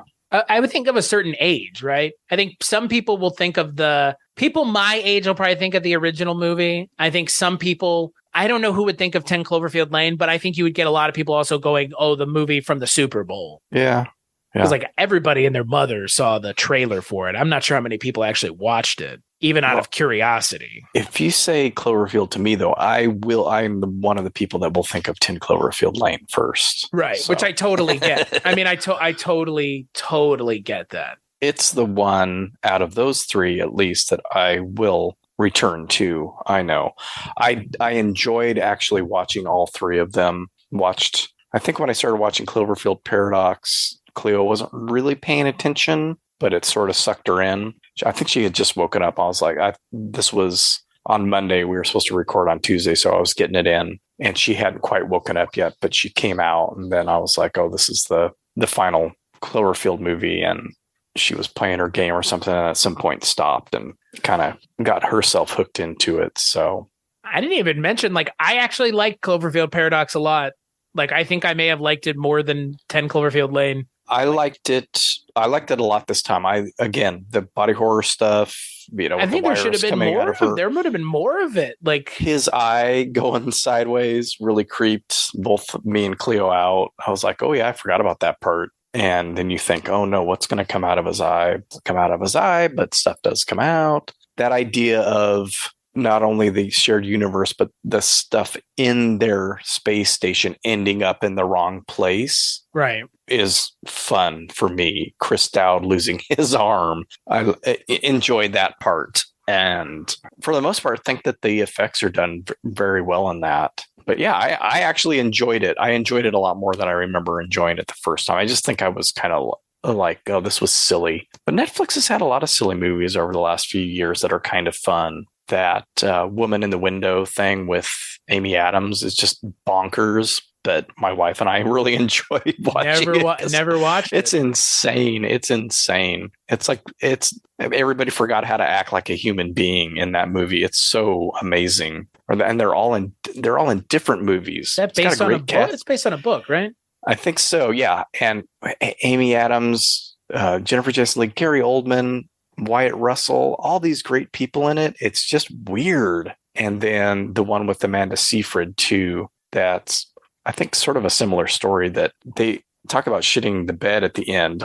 Both of those movies do that. And this just feels like one of those weird Netflix films that they kind of just go all out on and make something weird. So I give them credit for that. And Elizabeth Debicki is good as the villain, and her motivation actually makes perfect sense. Mm-hmm. She's not even really the villain in a way. Right. Like, she's just like, no, you don't understand. I'll kill all of y'all if that means I save our Earth. Right. And you know for a fact that these two other assholes would have done the same thing. I mean, yeah, the Daniel Bruhl and Gugu Mbatha-Raw are good, but their characters are just like, it's like they can't understand why she's doing it. It's like, no, you guys, like, you would do the same thing. Yes, and I was going, wait a minute, she's right. They're being selfish. Right. Like what is she going to do going back? A version of her already exists. Just get solace from the notion that your children are alive with your husband and you in this universe that we're now sharing, that we're now in. But why can't you find solace in that? What are you going to do? Go kill the other version of yourself? Do Doctor Strange, Wonder Woman, or Doctor Strange and Wanda thing from Multiverse, right? Go scare the shit out of your kids. Well, and you'd have to kill the other version of yourself, right? I wish they had done more body horror. Yeah, I remembered more, actually. Right, me too. I was like, I thought there was more here, because there's the Chris O'Dowd arm thing. There's the guy who's vomiting the worms, and that's it. And I guess the way Chris O'Dowd dies. Well, on her in the wall with wires. Yeah. She's kind of connected to the interior of that space. Yeah, I was like, wait a minute. Okay, that was the last instance. Okay, I'm misremembering this. And his arm is never explained. Not really. No. How does his arm auto writing and knowing how to auto write and knows that the guy has the thing inside it and knows things that he doesn't know? Right. It's like his arm went to a different universe or is in a different universe. Yeah, like it's attached to his other self on the other ship, I guess maybe is how that's supposed to work. Yeah. So it knows what that version of him knows, maybe? I guess that's probably what they were getting at, yeah. Or did the other version of him lose his arm as well, and in doing so, that's his arm, and his arm's in the other universe? Sure. Why not? Who cares, right? I don't know. That was the only kind of thing where I was like, that's an unanswered question, but it doesn't need to be answered. Doesn't add anything to the plot. But I like this movie a hell of a lot more this time than I did last time. Yeah, me too. Time has been kind to this movie. Enough so that I would watch it again for sure. Yeah. And Julius Ona making a name for himself. He's directing the upcoming Captain America movie. So this movie being kind of a dud, because I think overwhelmingly the opinion is this movie is not good, didn't have a negative effect on his career, which is good. And it didn't really on anyone else. I mean, Gugu Mbatha-Raw, Elizabeth Debicki, they would all go on to work with Marvel and other people and or have great careers of their. I mean, Chris O'Dowd, Jesus Christ, David O'Leary. They're all still Yeah. showing up in all kinds of stuff. This movie was pretty heavily lambasted when it came out. I remember there was very, very few, if any, positive opinions about this movie being thrown around. Yeah. Which is a shame because, like you said, the cast really is so strong. Yeah, everybody in it is. I'm just kept thinking, oh, he's in. Oh, yeah, she's in. Oh, boy, good cast. Yeah. I really wish they had gone further with the body horror.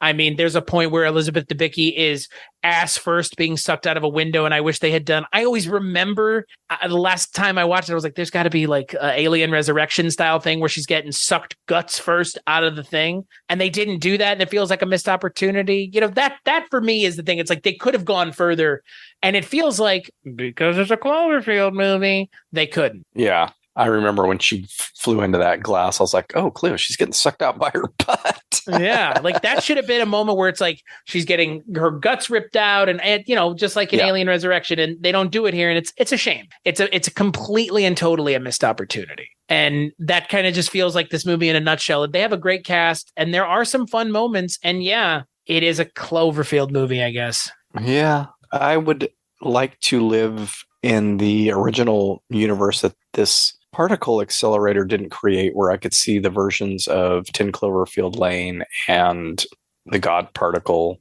without the cellar and the God part. Yeah, what those would have ended up being. Because again, I think they're interesting concepts on their own. I like the idea of a woman in peril film, and I like the idea of a experiment in space gone wrong deal, where even if it was shared universe, which I'm sure was a part of the initial story, then you've got all kinds of stuff you can do just with having two space stations in alternate timelines trying to get home or trying to solve different problems. One's trying to repair itself, one's trying to get home, or one, you know.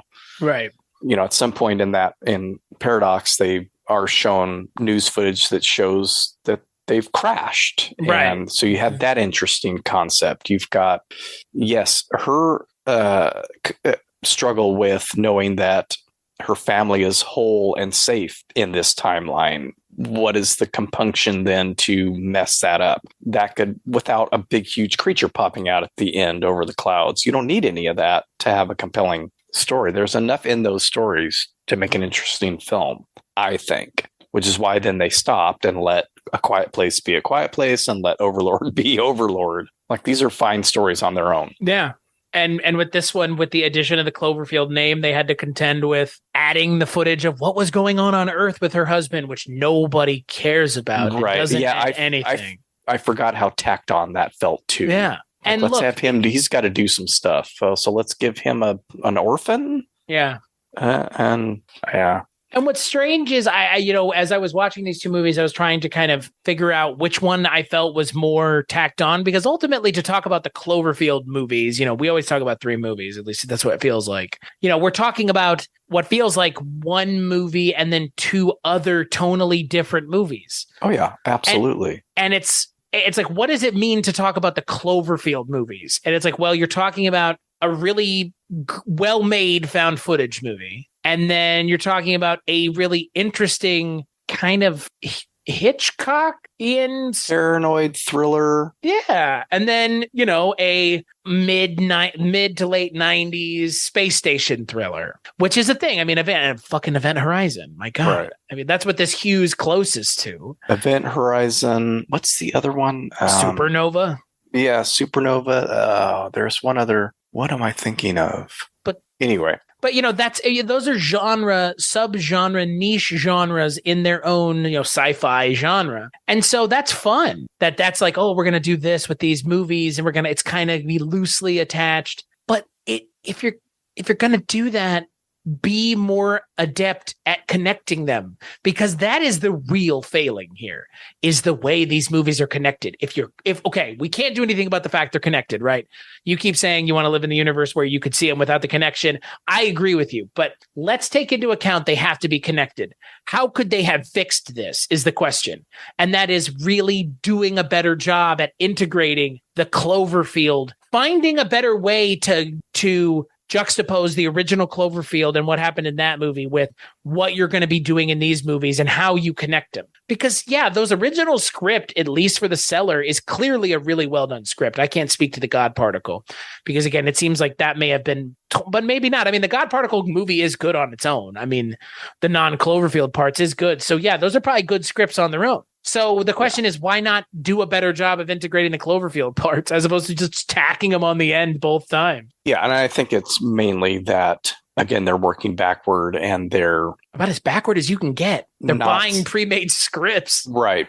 Stuff that they just had sitting there. Like we talked about earlier, that's where these other franchises have pulled a lot of their sequels. Scripts that they already had, probably had no intention of doing anything with them, but you've paid for them and you have a successful IP. So make a Die Hard movie out of this.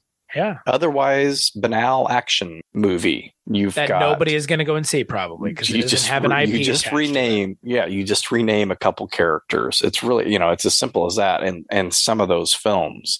And so I think the whole point for me is just start with an original idea, because now you've made it to where there has to be alternate universes instead of things taking place. I mean, the world is a big place, Chris. I don't know if you realize this. It is. And not everybody lives in New York City. So you can have the Straw Dogs versus aliens in some other state. You can have the Cloverfield paradox because it's taking place in space with an international they can all be taking place at the same time. Yeah. Or even like kind of after one another. Even like the Cloverfield paradox created the event that brought everything through, and those things being brought through, like you said, are being brought in at the same time. And then all these other stories are maybe not that specific day, but the fallout of that. Right. And it can continue on because we don't know how many monsters there are around the world. But then they have to go and do multiverses instead. To cover up the plot holes, the connecting holes between them. Like, well, if that happened, then how does the space, was it in the water already? Or Well, that's the thing, like you were mentioning with the satellite landing at the end of Cloverfield, because it's like, that's something, and like, but it's not anything now. So I don't know. I have kind of a love-hate relationship with Cloverfield. I'm excited that they're making another one. It's going to be weird as a grown ass adult to go see a Cloverfield movie, possibly in theaters again for the first time since 2008. But depending on what it is, it could be pretty good. It could be a lot of fun. It could be something. Yeah. It could be something that we can't even comprehend, like some sort of really strange idea. Again, like 10 Cloverfield Lane is kind of weird. Cloverfield Paradox is kind of weird. Maybe this will be kind of weird. I hope it is. It's one of the weirdest franchises that I can think of. For sure. That has like a major name attached to it that people actually take seriously. Yeah. Yeah.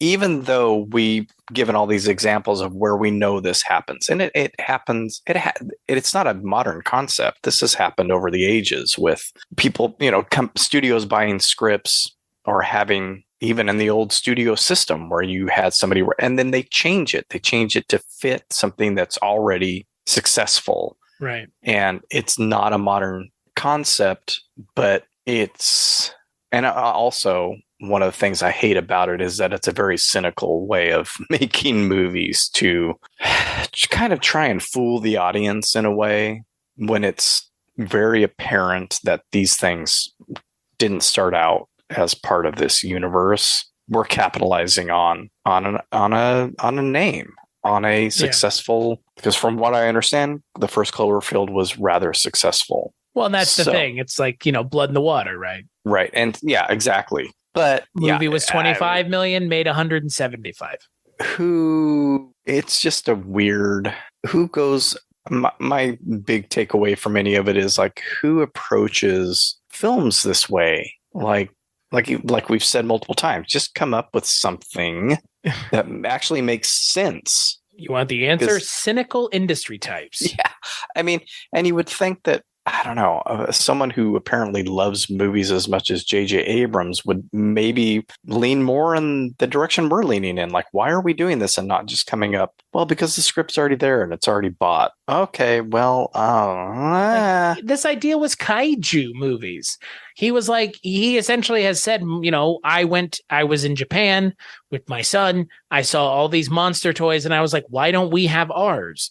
Right. And that's a good question. Like, why is there not a Western, King Kong, but I guess King Kong's not good enough for you. So you got to make your own thing, which is fine. But you know what? And we didn't really even talk about it. And I think this is the best way to close this episode. Cloverfield Monster. Well, you don't ever really get the greatest look at it across Right. 3 movies. Nope. And in 2, it's like a completely different creature. Yeah. But like, not a great design. Yeah, it's not one a of those... memorable design. It kind of looks like the creature from Super 8.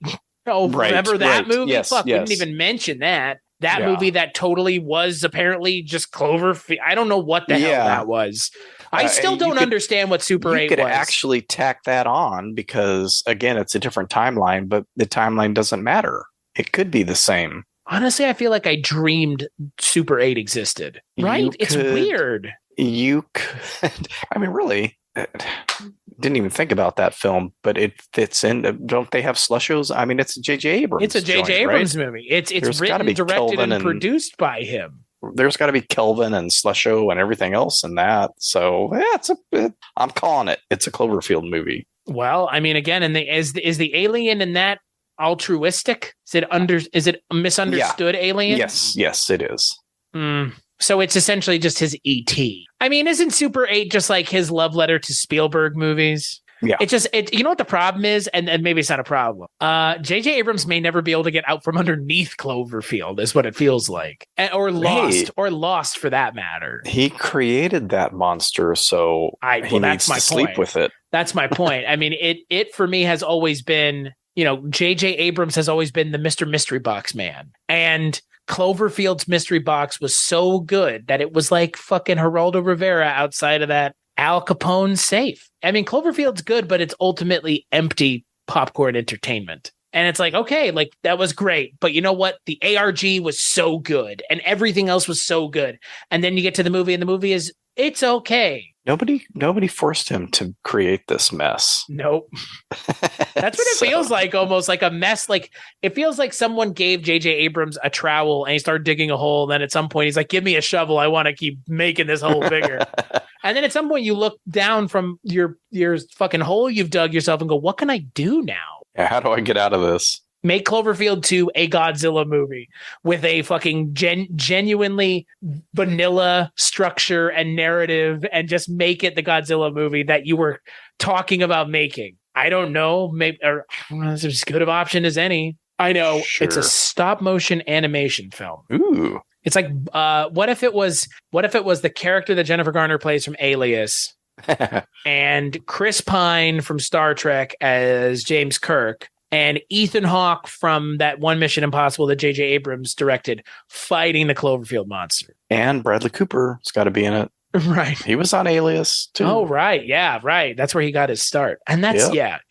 Cloverfield feels like this weird, just like, what are you doing, man? Yeah, it's a bizarre concept. There's nothing else like it. If he was trying to make he was trying to make a kaiju movie, and instead he made something unclassifiably strange. So is Colossal a part? Can we include Colossal in this? Is that the Anne Hathaway movie? Yeah. That's my point. Like, like with anything, like you could take Cloverfield and really apply it to anything where something happens that seems completely without reason or explanation. That involves Cloverfield paradox. Yeah. That involves a giant monster. Godzilla 1999. Sure. Why not? King Kong versus Godzilla. Why not? That's what we need. Godzilla versus King Kong versus Clover. Clover. Oh. Clover. That doesn't sound so bad. Oh, look at Clover. It opens its fucking mouth. It looks like a bat. It looks like a bat is what it looks like, really. Mm-hmm. So, Mr. Begley, final thoughts on Cloverfield. The Cloverfield Trilogy as it stands today. It's bizarre, but I think individually each of these films is fun to watch. And I'm still a very big fan of 10 Cloverfield Lane. I think it's very smart, and the lead character is very smart and doesn't do stupid things. I mean, she does a couple stupid things, but you can understand those stupid things based on what she thinks is going on. They're all pretty fun, and I enjoyed watching all three of them this time around. So get out there and watch them. Yeah, I think for me, my opinion on the first one has kind of definitely cooled off in the last 14 years. It's a weird movie. I mean, this whole thing is weird. Again, there's no other way to quantify it. It's just whatever is happening over at Bad Robot with Cloverfield is I hope they know, because I couldn't begin to have a fucking inkling of an idea what the hell's going on. First one is short, though. Let's give it that at least. Oh, yeah. It's 80 minutes. Yeah, what a breezy, And yeah, Cloverfield Lane is fun up until the ending. And Cloverfield Paradox, I had a lot more fun with it this time around. And I would, honestly, my biggest takeaway from this episode is I would genuinely tell anyone who feels a certain way about that Cloverfield Paradox movie, go check it out again. It's not that bad. I think removed from that whole weird hype thing and the Super Bowl deal and that marketing push for that movie, I agree. I enjoyed it way more than I expected. I was halfway through and I was like, wait a minute, I don't dislike this in any way, shape, or form. It's not bad. Yeah, I just remember watching it the first time and being like, my God, like this is awful. So yeah, that's the thing about Cloverfield, like I kind of mentioned in the opening, Cloverfield has become kind of this weird inflection point for the movie industry, because this is this weird thing that still exists, and it's been involved in like big marketing events. The ARG for it is, I would give a lot of the credit to why this movie made so much money, is it's ARG, and then you have the Cloverfield Paradox, which was its own big marketing event. So Cloverfield has some cachet in the industry, and if you've worked on it, obviously it's going to be something that people feel a certain way about. And yeah, I don't know where it goes from here. I'm excited. I can't believe I'm saying I'm excited to see another Cloverfield movie. But at this point, everything else has been so fucking strange. And all the things that were rumored to be part of this but weren't are also super strange, like A Quiet Place, like Overlord. So whatever they come up with to be the true successor to Cloverfield, the original film, should, I hope, be fucking weird. Yeah. Even if it's not good, it's going to be weird. That's my hope. So. I agree. I be out there. Yeah. As out there as you can. Because now, guess what? You don't have to make a fucking tenuous connection to Cloverfield anymore. This is Cloverfield 2. You don't have to shoehorn anything in. Like you can have J.J. Abrams come out at the beginning of the movie and say, hello, everyone. Remember Cloverfield? And have him just lay out everything that's going on. And you know what? That would be just as believable a movie as anything else, because again, it seems that anything can happen in this universe. But my point being, like, at this point, like, J.J. Abrams can do whatever he wants with this. And clearly he's going to. And I hope that they do. I hope that Cloverfield 2 is strange and weird and unlike the last two movies, or the last three movies even. And that's I don't know. I guess we both signed ourselves up to do the next Cloverfield episode whenever the movie comes out. But I mean, hey, whatever it is, I hope to God it's entertaining. Right. So until then, Mr. Begley, where can people find you? You can find me over at wakeupheavy.com. And the show wherever you listen to podcasts. And you can go listen to Mr. Chris Stashu himself and Mr. Mike White from the projection booth on our 4-year anniversary episode on The Silence of the Lambs, which I'm happy to say is a very good episode. So you should check it out. I would agree. It is a good episode. And who doesn't like to talk about Silence of the Lambs? I don't know. Shit, we brought it up on this episode. It's ever present. Yeah. As for me, cstashu.com, that's my link tree. Go there for all the things that I work on, which are vast and varied. As for this show, Kulturecast.com, patreon.com/Kulturecast, all the places you can go to do those things, but like and rate and review on iTunes. That's all you really need to do. And go listen to Mark's show, because I've done a fair amount of episodes on Mark's show, and Mark's show is pretty good. Amityville. I mean, that was the one prior to Silence. You and Andy were on that one. Poltergeist. We've got Poltergeist, Hellraiser? Halloween Kills. Halloween Kills is shared. I believe Hellraiser is yours. We did It, Funhouse. I've shared 4 recently. Done a lot this year, me and you.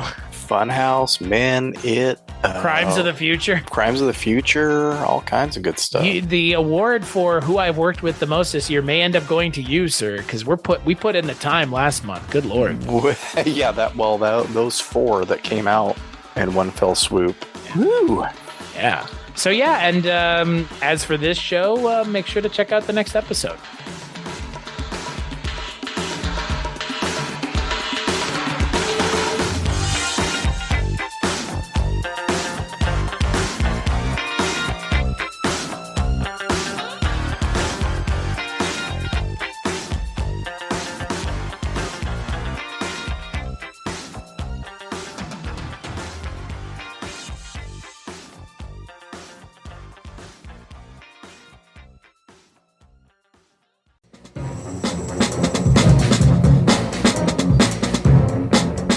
Hello, this is Aaron West. I am the author of the A24 New Wave.